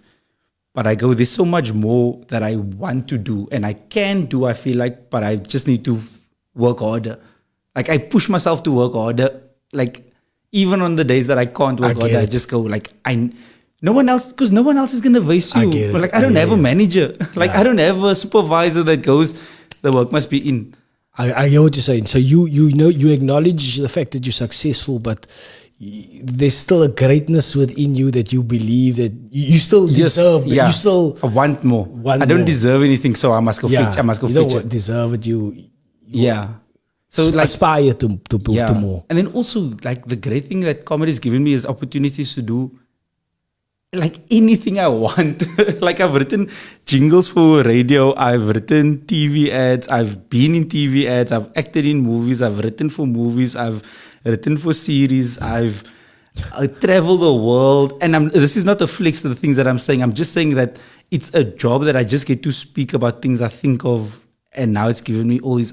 I get to sit with Brasta and talk nonsense for a whole hour, and I go almost 2-3 hours, and I go, it's part of my job to be here, and I go like, what? Yeah, like I'm grateful for the opportunities I've gotten. And I'd like to say, I think all of that comes off the back of hard work. That's what I'd like to illustrate. Like, thank you. I appreciate it. Doesn't just fall into you, dungas, man. There's a cute sense of what you want to do. Your mom put in a seed there of some stuff. Your dad puts in some, and a lot of hard work. And also, like, I think having a creative sister also spurred on we've pushed each stuff in you. other a lot. Like there's many times I'll send her something, like I'll make a video or I'll say a funny thing, and then she goes, yeah, that's quite, but look at this. And then she sends like her work, then I go, yo, that's for fuck. And then we'll push each other, like we'll do that thing. But like, yeah, Rishka's been like a great, she's taught me also the thing of like being like emotionally aware of yourself. So she's always been like, my mom, she didn't finish school. So my mom took her out of school, put her in a college because she wasn't good at academics. Okay. Right. But the teachers and my mom spotted like, yo, there's a thing, there's a talent. But colored schools don't notice like art like this. Yo, she's a real creative now. But the thing is, as colored schools just go, you're dumb like him, man. Like what you go, this person is creative in others, like they're creative, they flourish in other talents. Yeah. Even lighties who are good at sport, then they just go, he's for sin, he's a dumb lighty. But you go as a sportsman, he's amazing. So my mom then took her out of school, put her in the Cape College, and she did interior design. She was great at it, and then once she discovered like photography, then it was like, yo, it like she unlocked the thing. And I can't take a good photo, but graphic designers can see a good photo. What she does, how she takes photos of comedians, how she encapsulates who they are in an image, nobody else can do in South Africa. So it just so happens that her brother's a comedian, but I don't think anybody else can take a photo of a comedian as good. Easily. Hands down, you've perfected the words. Like, Alfie made a good point. Alfie was like, not open mics mustn't have access to Rishka Barnes. Because he was like, she's too talented to be around open mics. Please, YAASEEN, you must put standards in there. It's true though. Because she was just like, he was like, yo, she's such a gem. Like, we must look after her because she's great at the thing. And like, and it's wild. Like I've shot weddings with her also. Like for years we shot weddings, and even just like the connection the comfortability and connection she makes with the person she's shooting, it's as if she's not there. Like you feel like she'll make you feel like a bra within the first 2 minutes of meeting her. So you go, the camera's fine. I'm not uncomfortable because I'm with my bra. Yeah. It's the thing that I feel like you have it now with the conversation. I feel like I'm talking to a bra, so I get to speak. Yeah, I sure do. Thank you. So she has the sneaking I get this. So she has the ability with the camera. And then you go again, a professional makes it look easy. The job of a professional is to make it look like anyone can do it. Like it's the why when Trevor popped, everybody's like, I can do comedy. Yeah. Because he makes it look so seamless. Yeah. You like what was wild is when Dishka was on the come up. It was such a like we noticed a phase of Muslim women starting photography because firstly she made it look easy and good, but also she made it like accessible for people to do it. So it was a great again. So that thing for me, I want to be that for my people. Yeah. Because if I go, they can go, yo, we want to be like that. Is that not what you want to be? You know what I mean? Now also it's dope that we get No worries. we have how can I say we have phones. Everybody's got a dope camera or a camera that's decent. We can all learn to take a quiet photo or a decent photo. But not everybody can. I can't take a good photo. And I'm a graphic designer, but I can see somebody that can. So like you and your sister, you saw like on a totally other levels. She's this is just our wife. It's still busy. No worries. No worries. We'll wrap up soon. We're going for very long now. We're gonna wrap up soon, man. Sorry, I just got distracted over there. No worries. All I wanted to say is like there's certain creatives that's a cut above the rest. Like, and you can see that in the work she does. Like, it's dope. It blows my mind because I also go, she's just my sister. Like she's also just the like my brah. Like I get to like I fanboy over her work as much as everybody else, but I also go, it's my sister. It's weird. Yeah. You get these two fighters, two of my favorite fighters, Nick and Nate Diaz, like as two brothers. Yes, it's because they were brothers. They love the game for each other. Like they were nights, no? Like I'll say growing up, like in our early 20s when Dishka started, that we'd stay home from like going out with our brasa to stay home and take photos of each other. Because we'd learn how to shoot and stuff like that. And like we have small photo shoots with each other. Just in the room, in the dark, we do like shoots and stuff so that we would have fun with photography, but also just like learn things as well. But isn't it also interesting that when you learn those things, when you find your platform, like you change. Yeah. Like I felt like now, like I used to do this for a while, like, but now I felt that I'm in my zone, the JoeZONE. I'm in my zone. Like I spoke to you about it before. You have that. You become a better person all around, across the board. A better person. All around. When you find your thing you love, that you're passionate about, the world becomes less stressful you're because nicer. You're like, I get it. Like, I don't need to fight with small cuck because I go, yo, I'm fucking my world. Like I love this thing I do. So that's why I encourage people to find hobbies that you enjoy, that's yours. Because you start looking miss of all the everybody else's stuff. You just focus on your ace. Okay. Yeah, sorry for keeping you so long. No, guys, I'll talk because I can go on. So thank you so much. Thank you so much for your time that you spent you spent with me tonight. We must do this again in a year or two. I will be here. Thank you everybody that has joined us. I don't know if is there still people online? Yes. But before we go, Ryan, I just want to say thank you.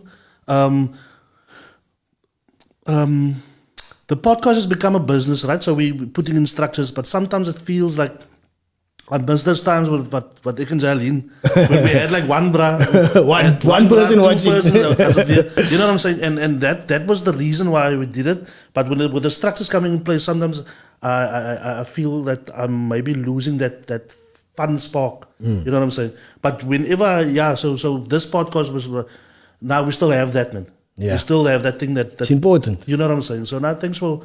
I felt that we might have lost it a bit because we're very focused on the structure, making this thing work and making it a business type of thing. But because that's we why, must not play that's why it gets podcasting better. anymore. It's because you think like that and you go, oh no, we're busy, we're tweaking, we're making better. You're not stagnant in the original recipe. Yeah. So by all means, like go through your dips because that's how you make better art. Is that you're cognizant of the spaces you're in. Sorry to cut into. But also thanks to you also. Thanks to you for being so candid and being relaxed.